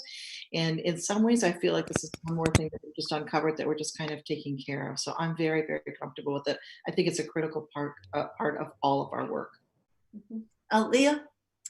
So, Kathy, I appreciate you trying to absolve me of my duty, but I would like to be part of the conversation. Oh, around absolutely. policy. I didn't want to make you feel like, I know what you're doing now, but I'm not trying to absolve you. No, it's okay. I want to be part of it. So I think that the policies, I actually have a lot of questions on this spreadsheet. So I would love to be Super. engaged in that conversation. And none of the questions are super pressing. I think that this kind of reform, these steps toward policy reform and procedural reform are super important. Yep. So I know that I talked to you a while back, and I've talked to Brooke about this as well, but I wanted to try to take a quick pause. And if my fellow committee people will indulge me, I have something that I want to say really quickly. Okay. I'd like to segue to that if it's what you and I talked about. It is indeed. Okay. Yeah. Can you wait a minute? Oh, okay. All right. I just want to see if there's any more questions about this. And I didn't want to exclude you, Leah, but I don't know how you have, even in normal times, 4 kids just boggles my mind, but good for you. Joseph. Yeah, just very quickly, I actually had a 2-part, very simple question, but I think I can put away the first part. I mean this with the utmost respect to the educators who are on the committee and are in the room with us today. But sometimes there's a different language and a different jargon, a different vernacular that educators use for those, as opposed to those who are not educators. So I just want to make a clarifying point here. So when you talk about protocols, you're actually using that word interchangeably with the term procedures. In other words, we have a policy. Yes. Okay, all right. So when you say protocols, Might be wrong. It's just me. No. It's a Codian thing. I'm more inclined with statutes and procedures as opposed to policies and protocols. So the second part of the question, again, very simple, is on the additional documents, and this may be the dumb question of the night, but the MOU that we have with the Bolton Police Department, do we have a copy of that? Yes, we do. Is it in our policy handbook, or do we have that available for review? I don't think so. Oh, okay. So it wasn't a stupid question. No, I don't think that you have. And I can think of, Kathy, unless. No, I went looking for that because I wanted to include it. I didn't see it. So if you could send a copy to us, that would be great. Alita can. Again, probably in our handbook would be a good place to house certain things. Yeah. Elaine. Oh, I was just going to say the MOU was definitely online at some point because we had a meeting where we had to review it or re-up it or something. And I remember reading the whole thing because it had been posted online. Yeah, I did a search for it on the website and it didn't come up with the latest one. It was an old one. No, well, searching the website is not always an easy task. So I could understand if it didn't come up. I had a couple of I guess opinions on a couple of the wording things on some of these. Do you want that kind of stuff emailed? Because I have a feeling it will go around through the revisions anyway. If that would be great. If anybody wants questions or comments, everything that's on here in the basis for review was taken directly from the report. There was a whole reference section about the policies that Tim Norris reviewed. So, but that would be great. Okay, thanks. All right. Okay, so this will be a project, obviously, and it'll be me, Leah, and Anne Marie, and the 3 of us can decide how we want to approach it. So I'll be in touch if that's okay. Okay, so the other part of this is that in all the work that we have done and the experiences that we have had over the last few months, the school committee as a group has really not discussed the impact that this has had on us the thoughts that have occurred to us. And I think sometimes people think that we talk about stuff. We're very limited in what we can talk about at most of the time, and we always have very full agendas. And so I thought tonight we could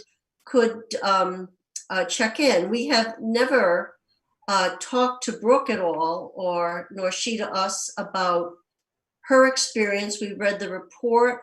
A lot of things we couldn't know as we went through all of this.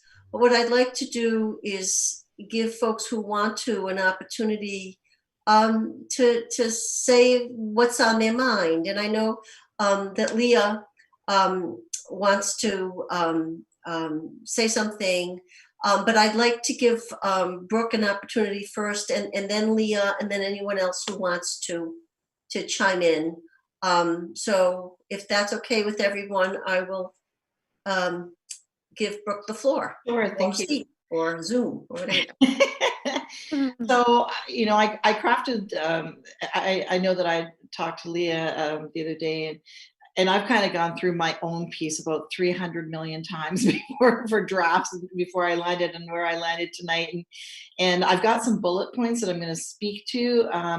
And trying to keep it short, I found very, very hard, because every time I kind of went through it, it was like 12 or 15 minutes. And I thought, no, that's way too long, and trying to shorten it up. So in some ways, I feel like it's probably even too short tonight, but certainly I'm open to any, of course, any questions you might have.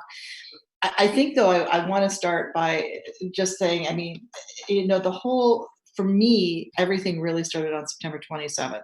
That for me was that very first phone call, that, you know, and that first sucker punch, I think. I don't know if there's another word that I can use that can best describe it. So I just want to go through some thoughts that I've had and just put it out there.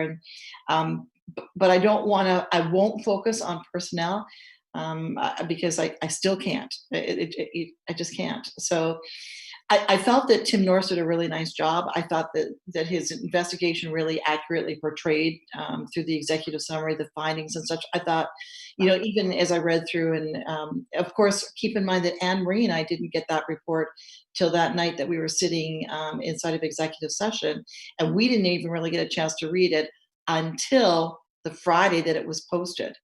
So I want to be clear. I know that people have said, well, did they get to see? We absolutely did not see it. Really, and even when we did get a chance to see it, there wasn't enough time to read it, because we were in executive session and then they were all collected. So, you know, it wasn't until the Friday when it was made public that really Anne Marie and I got a chance to sit down and read it.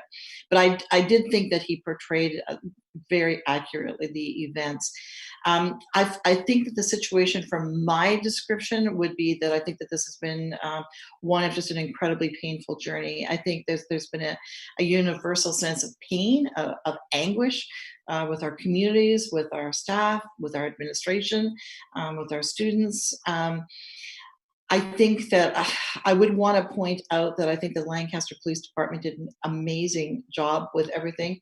They, of course, were the lead on this. The first phone call I got was through the Bolton chief, but immediately thereafter that call, pretty much, I would say 90% of my work thereafter involved the Lancaster Police Department. And I cannot commend them enough, and Everett Moody, who was the lead, for their process, their sense of instinct on things, their partnership. I think Lieutenant Moody always has been our contact person in Lancaster. And I think that he's just always been resourceful, helpful, compassionate, passionate about the work that he does, thorough, transparent in this particular process with him at the helm. I thought he did a great job. I'm appreciative of all of our police departments. They all played some role in this, and I'm incredibly respectful of the many efforts that they put forward to continuously keep us safe. And I think that they always genuinely have our best interests at heart, particularly in terms of the safety. Our legal counsel was a huge component of all of this. And I know that some of you know that at times I found that incredibly frustrating. But they guided us at every single step. They would often, and I would say almost always, revise any comments I wanted to make or any memos that I wanted to send out were always revised by them. And sometimes I found that frustrating as well, because I felt that there sometimes was a balance there that needed to be toggled between what was legally correct and what was politically correct. And very often those two worlds did not connect well.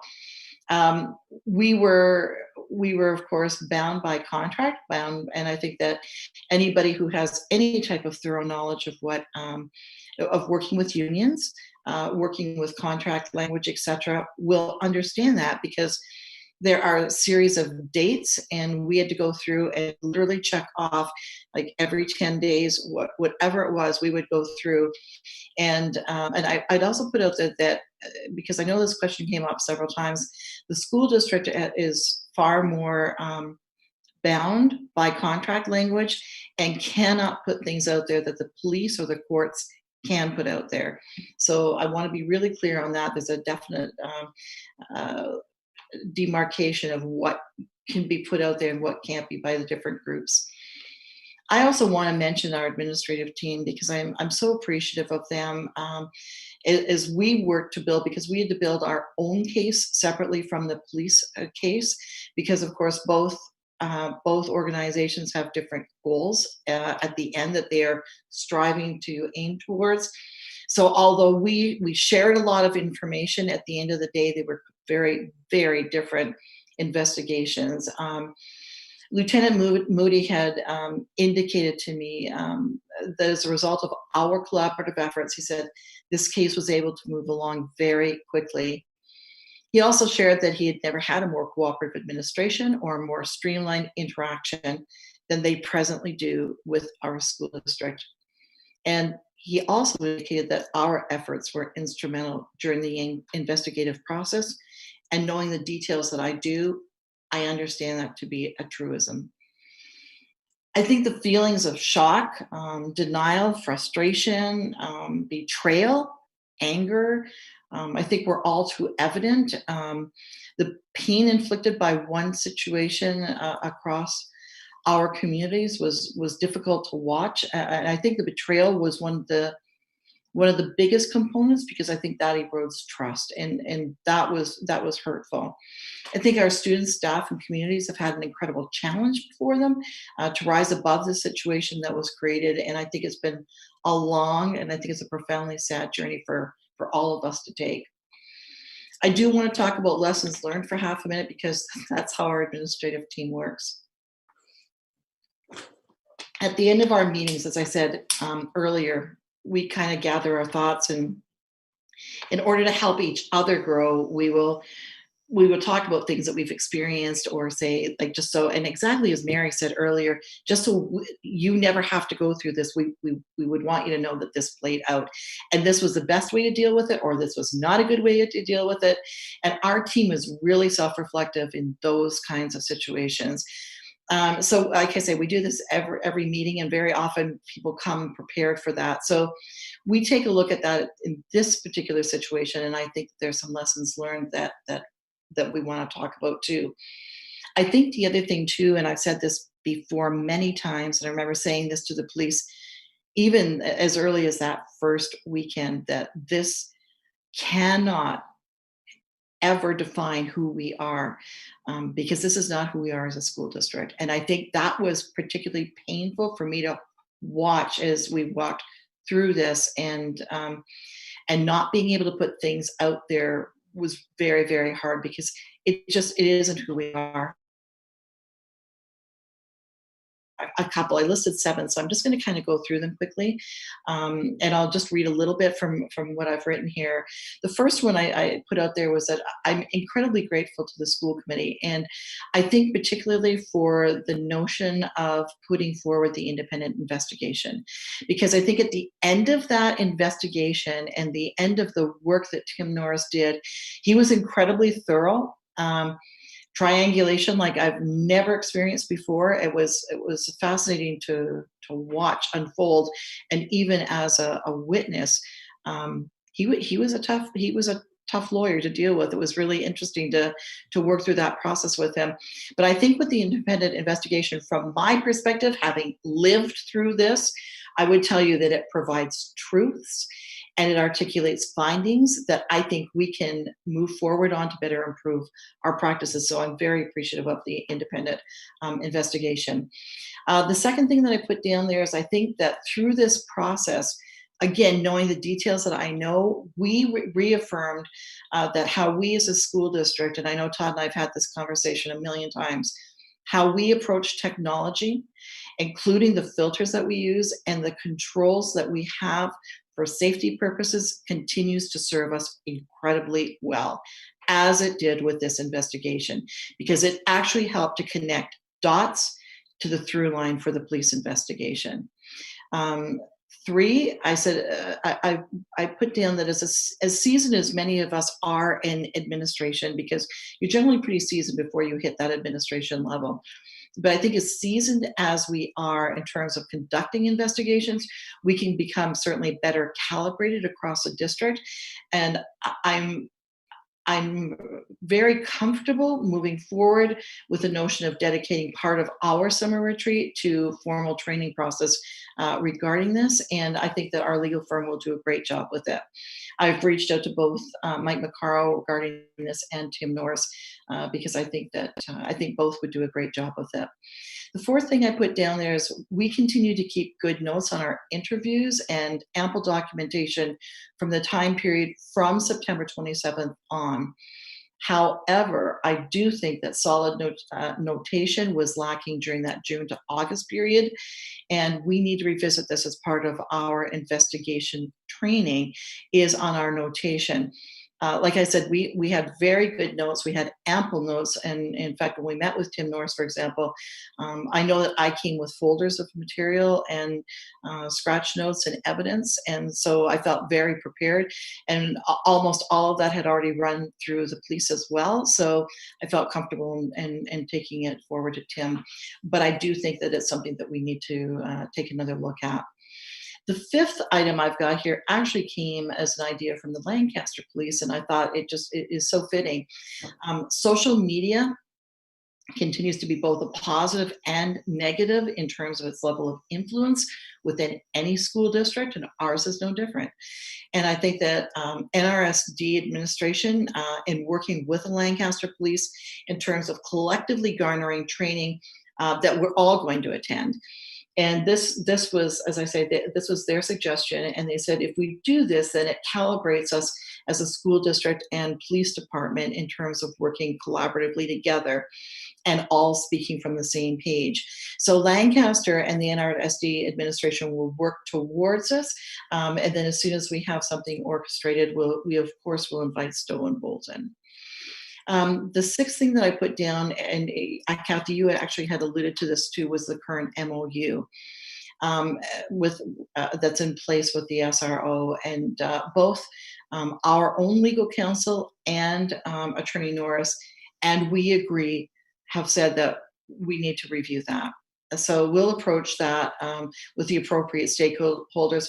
I've already approached it marginally, but not to the extent to say, okay, now what's this going to look like? But we've approached the fact that the need is there. And finally, and you've alluded to this earlier, Kathy, I think, the start of the work of the collaboration between school committee and administration with regards to policy and protocols, I think is critical. So I'm delighted to see that that's going to happen. And then I think finally, the most important step for us is the process for finding our next principal for NRHS. The New England School Development Council performs multiple executive searches all year long at both school and central office. So they're great. They're widely known for their broad-ranging networking capacity. They've got their hands in pockets that we just don't. So I think that they're going to do a great job. I look forward to the process that they're going to bring. We've talked already marginally about what that process would look like, and I think it's going to be all-encompassing. So I'm excited to see that start to play out. Then I'm just one or two other final comments. I feel that we can effectively move forward.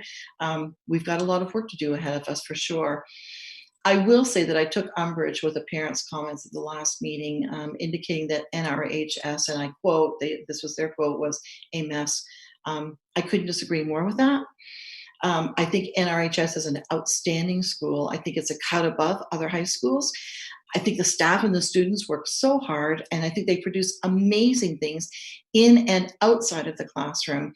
I think our students receive great teaching, mentoring, and coaching. And I think from a staff that's caring, loyal, committed, dedicated, and resilient. I think that they are incredibly resilient. And I could not be prouder of them and our students. So I think it's time for us to move forward. I think we know the direction, we see the pathway, we know things that we need to take care of. We need to get it done. So I think we can move ahead, and I think we're ready for the next steps. So with that, I know it wasn't 15 minutes, but it still was a little bit longer than I wanted to, so I apologize for that. Well, thank you. Any questions for Brooke?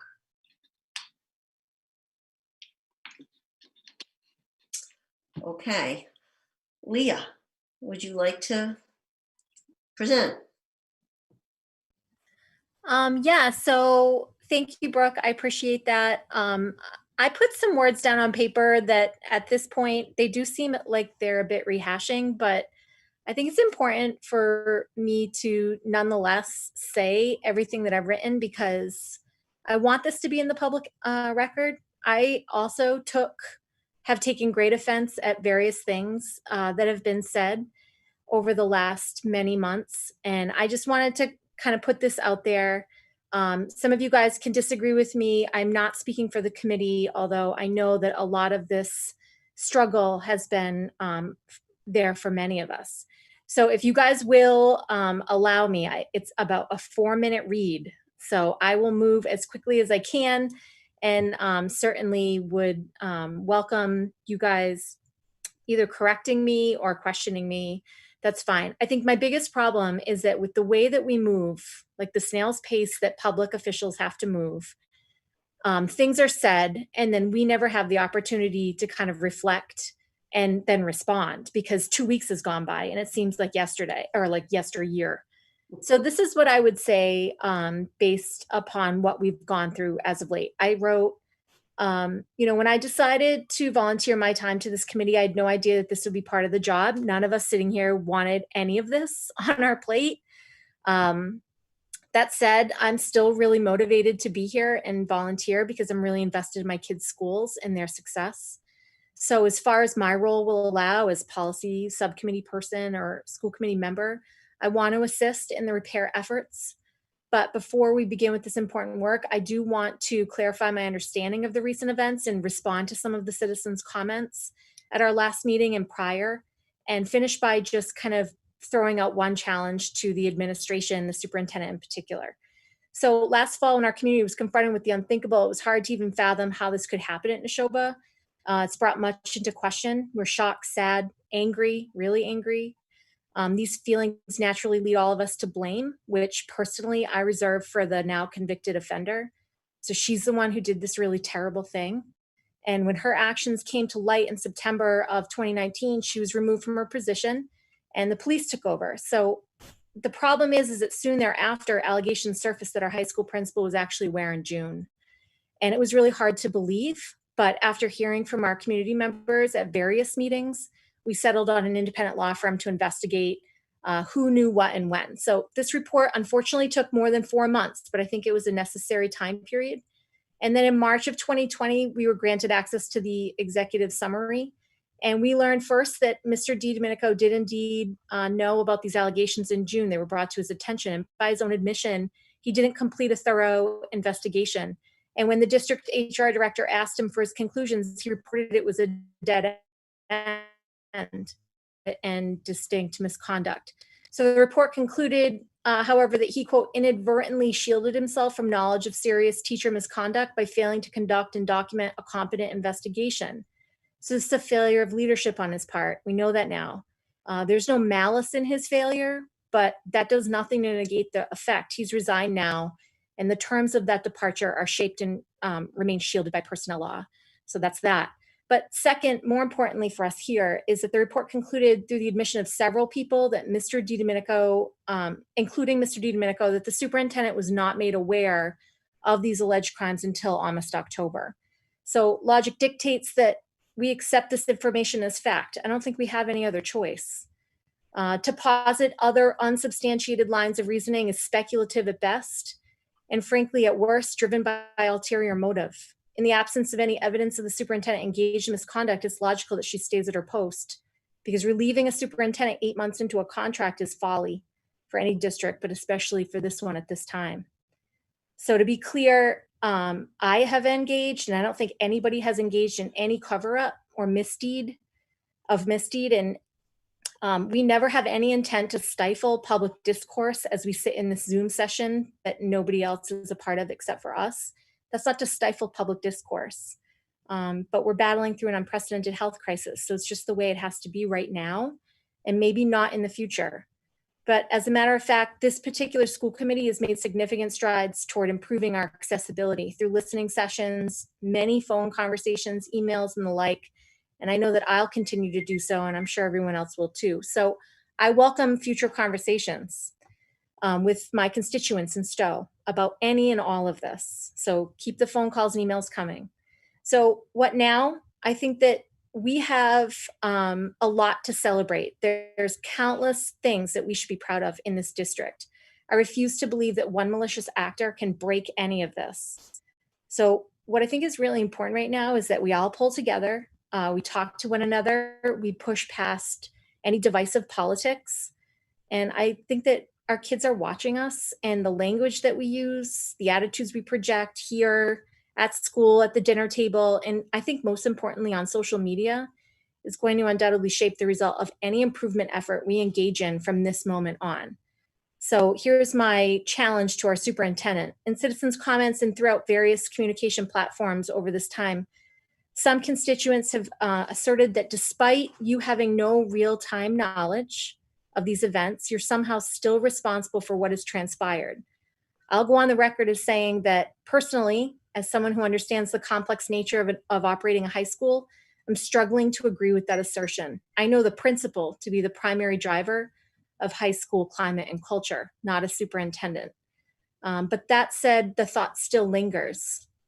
So what I want to see moving forward as a representative of so many people who have this similar question is, how will the administration, how will you, Superintendent Clenchey, rethink and reform systems, procedures, and restore trust damaged by one teacher's action and one principal's inaction?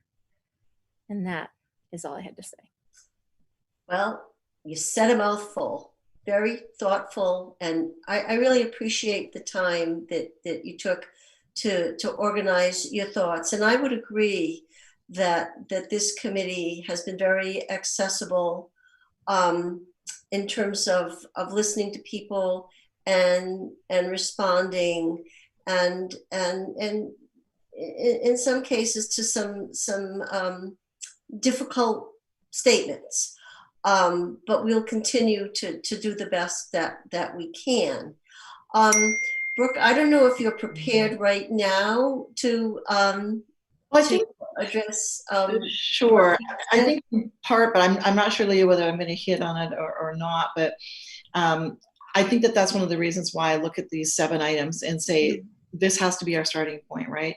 And then, you know, your high school principal, and your thinking is spot on. You know, when you're hiring a principal, that's critical, like that. And especially your high school, and it's not minimalizing any schools, but your high school is always the flagship school of any school district. That's where all of the younger kids can't wait to get to, right? That's the beacon on the hill. And so it's critical. Got so many things that are ripe, that are going well. We need this last piece in there to fit in there to make the rest of it work. You know, so I think in part this is going to have to go back to the community to say, okay, community, through this process, I think with NESDEC, what's critical to you? What's most important to you? And I think it gets back to what do we value as a school community? You know, I mean, I'll just speak off the cuff, but I mean, I know how much I value social emotional learning. I value somebody who's an academic, but somebody who really understands children. I value somebody who understands the importance of relationship building, and somebody who can have credibility, instant credibility, and who can glean more credibility with time and through their actions. So I think that piece is critical, but I think within that fall these other 7 items, you know. Are they prepared? Do they have the right knowledge for the you know, the investigation is just one of those pieces, but it's certainly a huge piece. And, you know, there has to be, I think when you become a leader, you almost have to become fearless in some ways. You can't ever be afraid to ask the hard questions. And sometimes, you know, you wonder when you're looking at investigations, these are tough questions to ask. And even when you think this probably can't possibly happen, you can't let that shutter you from going forward with the questions that you need to be asking, which I suspect is a piece of what happened here. It's not the only thing, but it's a piece. So I think we need these 7 items to be working. And then finally, that piece of getting the right person, that right fit. I said this last time, and I'm going to say it again this time. If we don't have that right fit, we need to go back out and look again. And I think that's one of the gifts of time. I think that by doing it, how we're doing it, if we start this process in September and October, and the right pool doesn't come to us, we need to go back out and look again until we find that fit. I think that in terms of your challenge, Leah, it's an ongoing question to ask in all that we do. There are some things that we put in place and then we see how it works. So I don't want to lose sight of the question. I think it's an important question. And it's important for us to revisit it and take a measure of it. So this will be, yes, Brooke. One final thought.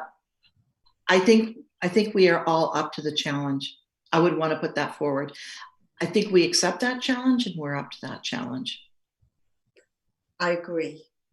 And I just think that some things, like, it's almost like what I always think about is what they say about professional development. You have a professional development day, you go to the workshop, and then what happens next? You write a curriculum, it goes somewhere, when does it get pulled down? It has to be this ongoing assessment of, and it's very, in my mind, it's like, you know, design or systems thinking or design thinking. There's a problem, you analyze it, you propose solutions, you revisit the solution for effectiveness. So there's a cycle to it.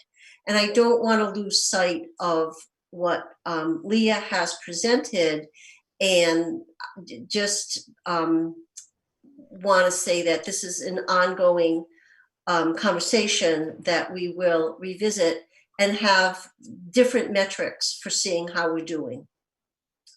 Leah.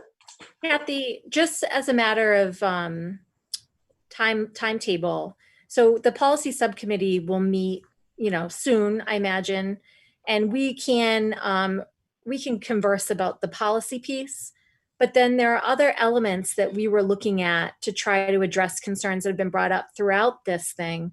Yes. In particular, student voice and you know, our meeting with the student government leaders. Yes. So, you know, what can we provide to the community to say, you know, here is our plan. Yes. For kind of restoring trust. Here is what we hope to accomplish. Like, what might be our timetable for giving that? I think we can make it. And I think, like you said, the policy subcommittee, so we need to establish that. But it's not, how can I say it? It's not just an event. It's not just one thing. We have a lot of things we want to do, and I think they'll make a difference. But it's in everything that we do.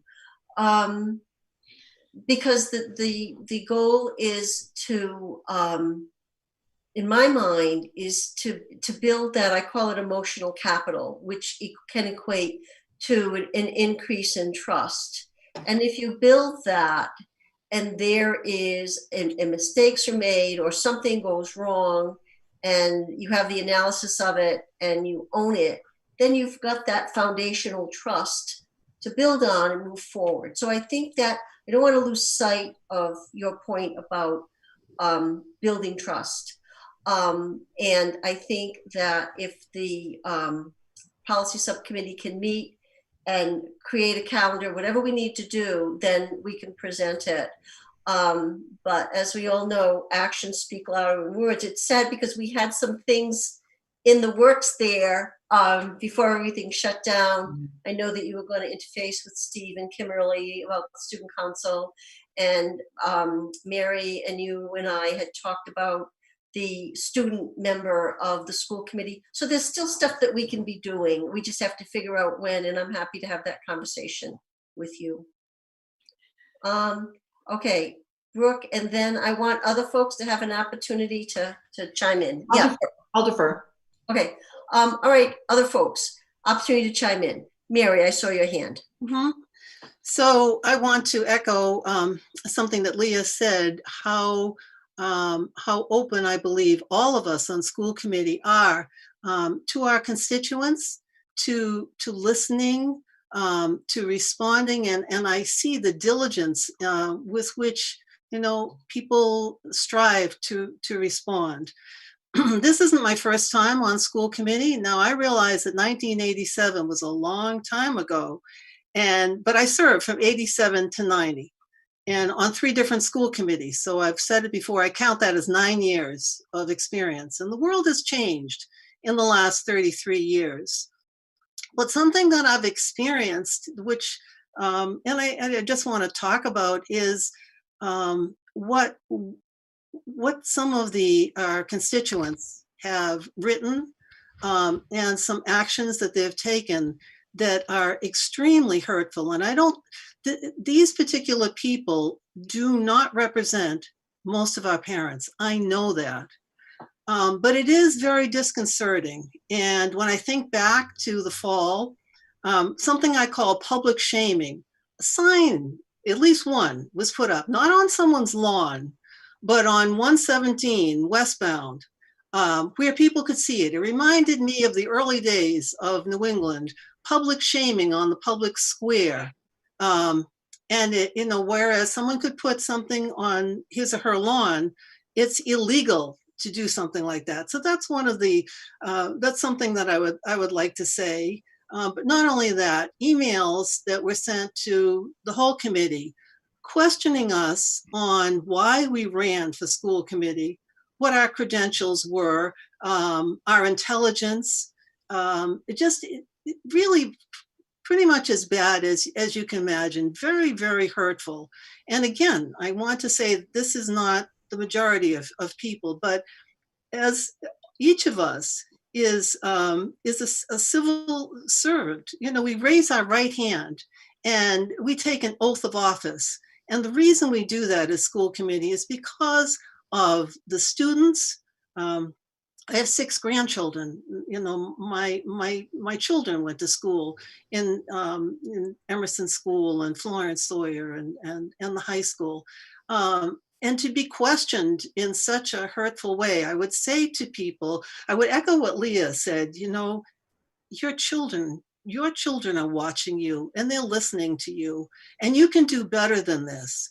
I saw too something that I would almost call a mob mentality of people just so angry. And I guess, and even now, we have more reason to be angry in this pandemic. You know, whose fault is it? And look at our lives. And so there's been even more anger. But I don't think most people realize what our school committee has endured. And when, you know, it's ironic to me with the thousands or no, the hundreds of people who were the concerned citizens and were signing this and that, and we had to do this and that, not respecting our judgment, the consideration that each of us has given to all the events that happened, but just, demanding certain things. And then when it came time to running for office, where are those people? They're no place to be seen. So I would say to our constituents, who are very literate, for the most part, as I meet people, compassionate, caring so much about your children's education, live up to that and realize that we are acting with our best judgment. We're not getting paid, and what we're getting repaid by a small percentage of people is very, very hurtful. And I would say to those people, look at your lives. There are things like therapy. There's prayer. Do something else rather than attacking school committee. And that being said, I would say we are very open to honest opinions, to anything that people want to say to us in terms of policies, in terms of the schools. We are here for you, but we're not here to be abused. Thank you, Mary. Other comments? Mike, and then Elaine. I don't know that I could say what I want to say any better than what's been said. I want to thank Leah for taking the initiative and kind of sparking this conversation, and I want to thank Superintendent Clenchey for being as reflective as she was. We've said a lot tonight because my ears have perked up every time it's been said. We've talked a lot about lessons learned, and I as I reflect over the past few months, I want to think about what this experience is distilled down to. And a few people have mentioned this in the past half hour or so, and that there is this, for whatever reason, we can argue whether these are justified reasons or not, but there seems to be a level of a trust deficit. And I think that's a very real consequence of what has happened. And I think from my lens, I don't think it's instructive to debate whether that trust is lost, whether the lost trust is justified or not. But I think instead, I would say what Mary said. I would invite my constituents, I can speak only on my behalf, to continue to reach out and be a part of this process that helps to restore that trust, whether it's trust between the community and the school committee, trust between the community and members of the school committee or members of the administration. I think that there's probably nobody at this meeting that would reject any kind of constructive discourse. I think where we run into trouble is when it becomes deconstructive discourse. And it's very difficult to respond to that. It's very difficult to call anything that is productive out of that. I think even if we disagree, as long as that dialogue is constructive, respectful, and based in intelligence, I think any of us would be willing to engage. I mean, there's a ton that I've reflected on, but I think if I distilled everything down to this one thing, I think it would be this next push to restore trust. Thanks, Mike. Elaine. Thank you. Actually, I was going to say something about trust as well, but I'm going to try to focus my comments in a different vein so as not to be repetitive. But because we do talk a lot about trust and wanting to have an open and trusting environment for our community and for our kids to learn in. But the thing that I've been struggling with throughout this whole, that it is precisely that people trusted other people at certain points throughout this process that got us into trouble. If multiple people, I can think of 3 or 4 just reading the investigation, had been mistrustful and had not trusted and had questioned everything, then this person might have been caught a lot earlier. And how to reconcile those two things has been something that I've really been grappling with personally. Serendipitously, I read Malcolm Gladwell's book, Talking to Strangers, recently, which is a fascinating read in the context of a scandal like this. And it actually helped me put a lot of this into perspective about how, one, as human beings, just our human psychology, we are very bad at telling people that are lying to us or trying to deceive us. And two, as human beings, we have a natural inclination to trust other people, to think they're telling us the truth. And that's actually a good thing, because if we don't, things go very dark and very bad really fast. And if we want to maintain this open, caring, safe environment for our students, then we're going to have to trust each other, not just the staff, not just the students within their own groups, but everybody's going to have to trust each other. So I started to distill some of this out into what are some lessons learned that we could use moving forward. And the first one is really, I think we need to challenge every assumption that we make in these types of situations. So I've heard from multiple educators from multiple districts that, oh, investigations are learned from somebody else. Somebody teaches you, whether it's a mentor, whether it's a colleague, and that's just always the way it's been done. Like, well, maybe we need to challenge that assumption that that's the way it's always been done and do some things differently. So I think there's a host of assumptions that we all really need to examine carefully and challenge every single one of them to say, is there a better way? But the other thing I think is to take these types of decisions and processes sort of out of the hands of a single individual, so that their trust, their judgment never has to be called into question, because everyone is going to make mistakes at certain points. And we're never going to be able to use one individual's judgment on every situation, because every situation is different and every individual is different. And it just leaves so much up to chance that I could see this happening over and over again. So a couple of suggestions that I just sort of brainstormed myself would be, investigations shouldn't be done by an individual. I think we need something like a committee that has a diverse base of perspectives, a counselor in there that is using the lens of student trauma or student needs. You obviously have an administrator, you probably need a lawyer in there, but like some sort of broad group like that works together. Maybe you even have a team A and a team B, where team A does the investigation, team B reviews the investigation, and then, maybe the next time it swaps, things like that. I think we need some sort of an anonymous tip reporting hotline or some version of that, where people, for the time being, if they don't feel comfortable speaking up, can do so in some sort of anonymous way, probably again to a counselor or to a nurse, or somebody who's been specifically trained in this type of thing. And then the last thing that I wanted to say is that I think that we need some sort of, and this was mentioned earlier, some sort of regular feedback that we can get from the broad community. We tend, I think, in this district to rely a lot on representative type of feedback and involvement. So obviously the school committee is a major example of that, but we talk about our school councils or a representative on the school calendar committee, or just different 1 or 2 person representatives that is supposed to take the feedback from their entire community, filter it down to one viewpoint, and then offer that to the staff or to the administration.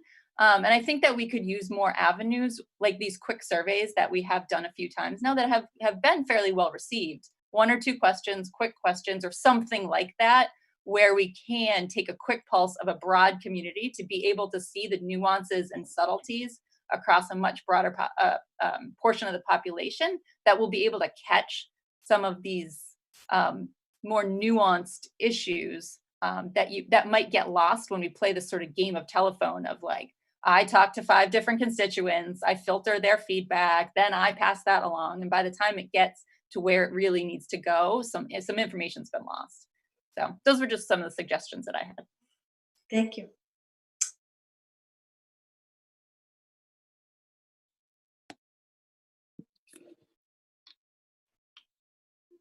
Seeing none, I like to have the last word every once in a while. I know I usually give it to Leah, but tonight I might take it. As I'm sitting and listening, I'm filled with gratitude that I get to work with you folks. This is the first school committee I've been on, but I have experience with lots of school committees in a lot of districts as a teacher, as a principal, as a central office administrator. And I have to say that in my mind, this group is exceptional in the thoughtful discourse. I know I use that a lot, but we see that for any meeting, we have a list of things that we have to address. And it would be so much easier in a way. We just tick them off, vote, discuss, blah, blah, blah. But I appreciate the fact that we really go deep on things and we think so thoughtfully about them and from a variety of lenses. And that we want to acknowledge the feelings that people have, but we want to assert what we're about as a committee and what our commitment is to the children of this district. And I think we do that with all the work that we do. And I think that the word, if we were doing a Wordle, the biggest word in the middle would be trust. Building trust, restoring trust, knowing when maybe you shouldn't trust so much. And it's complex. It's not an easy thing. But I think all the things we've talked about tonight, all the little pieces that were related to what we've been through, but also now related to what we're going through, those things build the foundation of trust. And we still have work to do. And I'm glad that we have the leadership that we have to address it. But I'm very appreciative of this committee. And I think I said it in a response to a parent. I was at a loss, and Mike very eloquently responded on behalf of the committee. And I said that I'm fortunate to have a committee who can bridge my gaps in leadership when I don't have the words or the thinking, that this group is such an excellent team for putting all the pieces together for so many things. So I just want to say thank you. And we leave a meeting, we do work, we leave with more stuff to do, and we will do it and we will be better for it. And we're not going to lose sight of what our commitment is to kids and to the communities. And we are open to listen, but in a respectful and affirming way. We're not going to dodge issues, but we're not going to allow ourselves to be abused. So I know I said I'd have the last word. Does anybody else want the last word before we move on to the agenda? Leah, you sure? Okay. All right. The next thing on the agenda is chair updates. I don't have a lot. We need to, I think, go into executive session, not tonight, but to pick a date to get an update on negotiations. So we need to have a 48 hour, where's Lita? Hi, Lita. We have to have 48 hours to post. What about Monday for folks? Is Monday doable for folks, or Tuesday? I know you all have a lot of plans. Anybody want to check your calendar, see what's going on?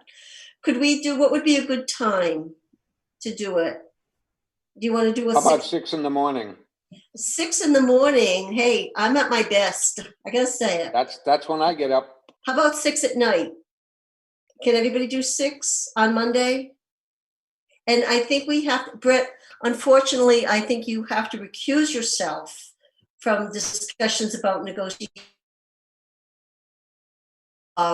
But I don't think we can allow you in. Sorry. He's broken up. I don't think he'll ever get over it.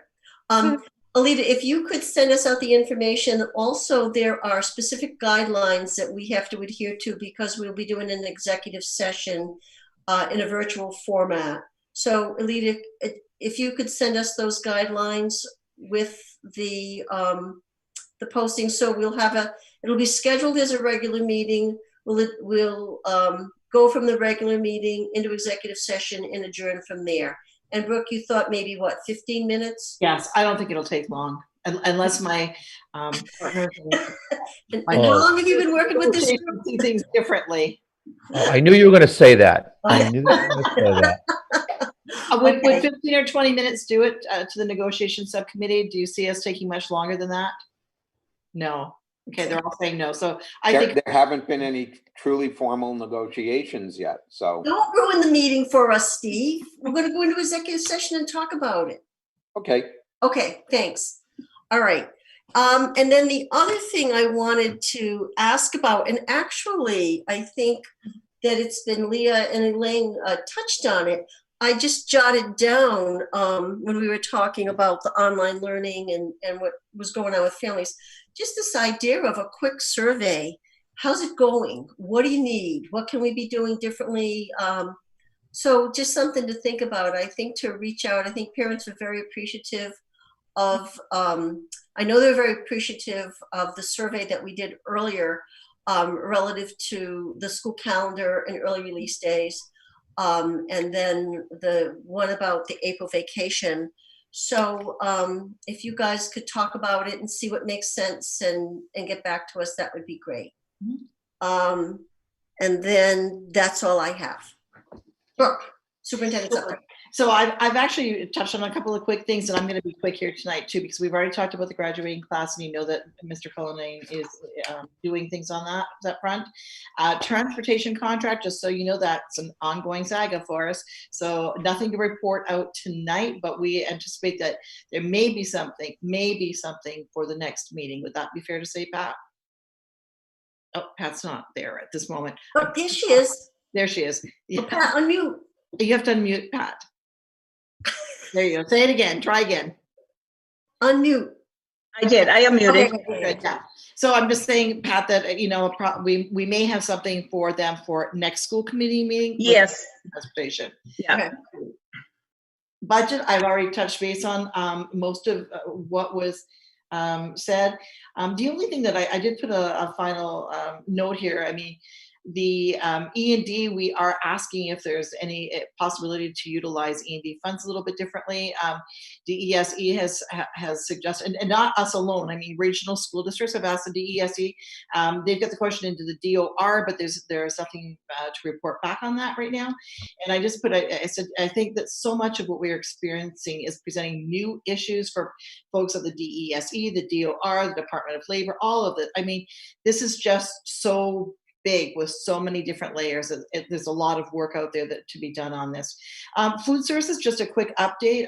As of today, 384 meals went home to our district children. That means that there's about 100 kids that took home those meals. So just to kind of put that in the back of your noggin there to think about that. So, and I want to give a huge shout out to Tom Poole, to our managers, to everybody that continues to come in and support our 3 sites because we have a site in each community, and I think that they've just done a wonderful job, and I'm so grateful to our food services folks. I put a little note again, please remember that if your financial situation changes at all, you can stop by and pick up a meal or a group of meals for your children. The final note, nothing of note really to report from MSBA. I know that you saw a note that they've put out there. I've been very busy with MSBA, surprisingly, in the last week and a half.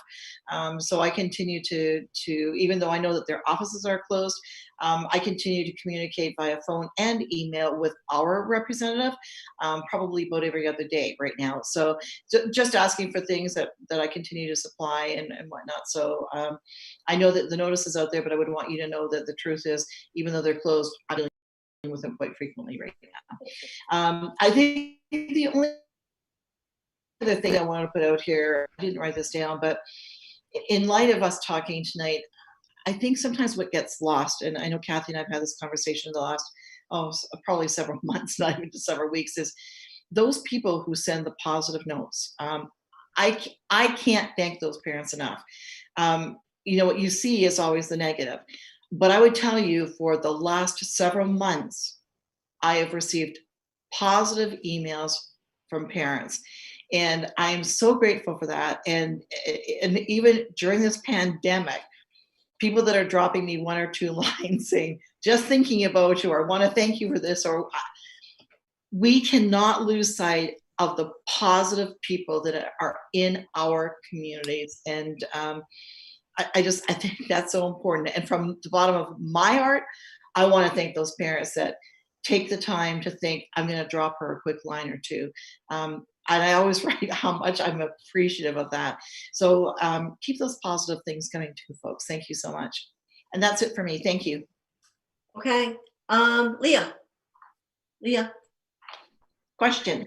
Okay, so just very quickly, for number 4, food services, I just wanted to clarify that our policy is basically that the food is being prepared for families in need, but that need is very difficult to demonstrate at this point. And so anybody can basically receive this food assistance, but it really should be for families who are in financial need. Exactly. And you're exactly correct. And thank you for bringing that up, because you're absolutely right. Right now, it's pretty tough to go through any real process right now. I don't think that there's anybody out there that's taking advantage of our situation. Right now, we're still seeing our kids that we know are our kids that are already qualified. We're not seeing, even though it's open right now, you're absolutely right. We are not seeing that component taking advantage of the possibility that they can come and get meals. That's just not happening yet. It might still, but not right now. Leah. So, and then on number 5, back in the day, we had started a committee around the MSB kind of education. And so we could definitely talk via email, but I just wanted to throw that out there that we should perhaps start reconvening. Yes, I would agree with you. And I think we have, part of our challenge is going to be, what does this look like now, right? Interestingly enough, I think I shared this with Kathy, but I don't know if I shared it with a group. Our students who are working on the, public service announcement, for lack of another more eloquent term, actually have continued that work. And their teacher sent me the trailer for it. Just so precious, as the students are saying, this is why we need a new building. This is why we need some help with this. And they've done a fabulous job. Not quite ready for prime time, but pretty close. So thanks to our students for continuing, and their teaching staff who are guiding them through this. Really appreciate the fact that they're still doing this during the pandemic. Brooke, why don't you share the trailer, send it out? I was so impressed with it. It is so, it's professional. It is exceptional. And if this is just a preview, I can't wait to see the whole thing. So I think the committee would love to see it. Sounds great. Thank you. Okay. Joseph. Yeah, very quickly, Madam Chairman, I want to just add a quick question of the superintendent, just preface it by a comment. And I did take a moment to read through the MSBA's notification that they put out today. And at the risk of sounding cavalier, I wanted my time back. It sounded to me, when I read that it's basically they're putting the burden back on the districts to deal with whatever we have to deal with. So in that in mind, the question I had for you, and I apologize, Madam Superintendent, because it's probably something I could probably figure out on my own, but because I only read that late this afternoon, I'm going to throw it in your court. From what little I know about school building projects, it always struck me that the most important thing that any district had to keep in mind were the deadlines and the timeframes that you have to maintain to keep eligible for funding through the MSBA. So I'm just curious if perchance, and I think it's probably 50-50 at this point, that the 3 sending communities cannot stage their town meetings at the end of June, and it is pushed till September. Mm-hmm. How does it impact or our process for eligibility? So that's a great question. And I've had this preliminary discussion already with our representatives. So great minds think alike. I had asked too, and I think I may have shared this with you at our last meeting. Perhaps I didn't, but I have asked as well, and I think other school districts are thinking the same thing. Can we alter that at the start of that eligibility period? And I've said the same thing because I know that our town administrators are hoping for we're all hoping for a June 22nd meeting, because quite frankly, not a one of us, well, I shouldn't speak for the town administrators. I know I don't want to go to a 1/12 budget, right? So, I mean, I'm probably as hopeful as anyone that June 22nd meeting is going to happen. But with that said, the reality is I don't know if it really can. And so I asked MSBA if we could be considered to start our eligibility period later in light of that very thing. And I got the sense that right now that they're looking at being, I didn't get a yes or no. We're looking at this and being flexible in terms of the situations that we're all finding ourselves in. And I know that I'm not the only school district that has asked that question of MSBA. So I suspect that they're probably reflecting on that right now. Thank you. Thank you. Are we ready for a motion on the consent agenda? Elaine? Yes. I move to approve the consent agenda of April 22nd, 2020, containing the warrants of April 24th, 2020, and the meeting minutes of April 8th, April 14th, and April 16th, 2020. Can I have a second, please? Second. Joseph? Leah? You get to vote first. Yes. Kathy, yes. Joseph? Yes. Brett? Yes. Mary? Mary? Yeah. You have to Yes. unmute there. Yeah. Steve? Unmute. Steve? Steve, you have to unmute. There we go. That's it. Yeah. Yes. Elaine? Yes. Mike? Yes. Okay, thank you. We have a meeting scheduled for May 6th. I don't know what we have as agenda items. We may have something to report relative to the work around policies and procedures. Anything else? Whatever update Brooke has for us. Is there anything else? I'm hoping that we can have some information about plans for the seniors. That would be awesome to know. I think we will. What we can do. If you think of anything, send them to me and I'll work with Brooke to get it done. Anything else for the good of the order? Seeing none, can I have a motion to adjourn? So moved. Steve, second? Second. Leah? Okay, vote Leah. Yes. Kathy, yes. Joseph? Yes. Brett? Yes. Mary? Yes. Stephen? Yes. Elaine? Yes. And Mike? Yes. We are adjourned. Thank you so much, everyone. I appreciate all your time. Be well. Bye, guys. And we'll see you next time, okay? Good night. Night.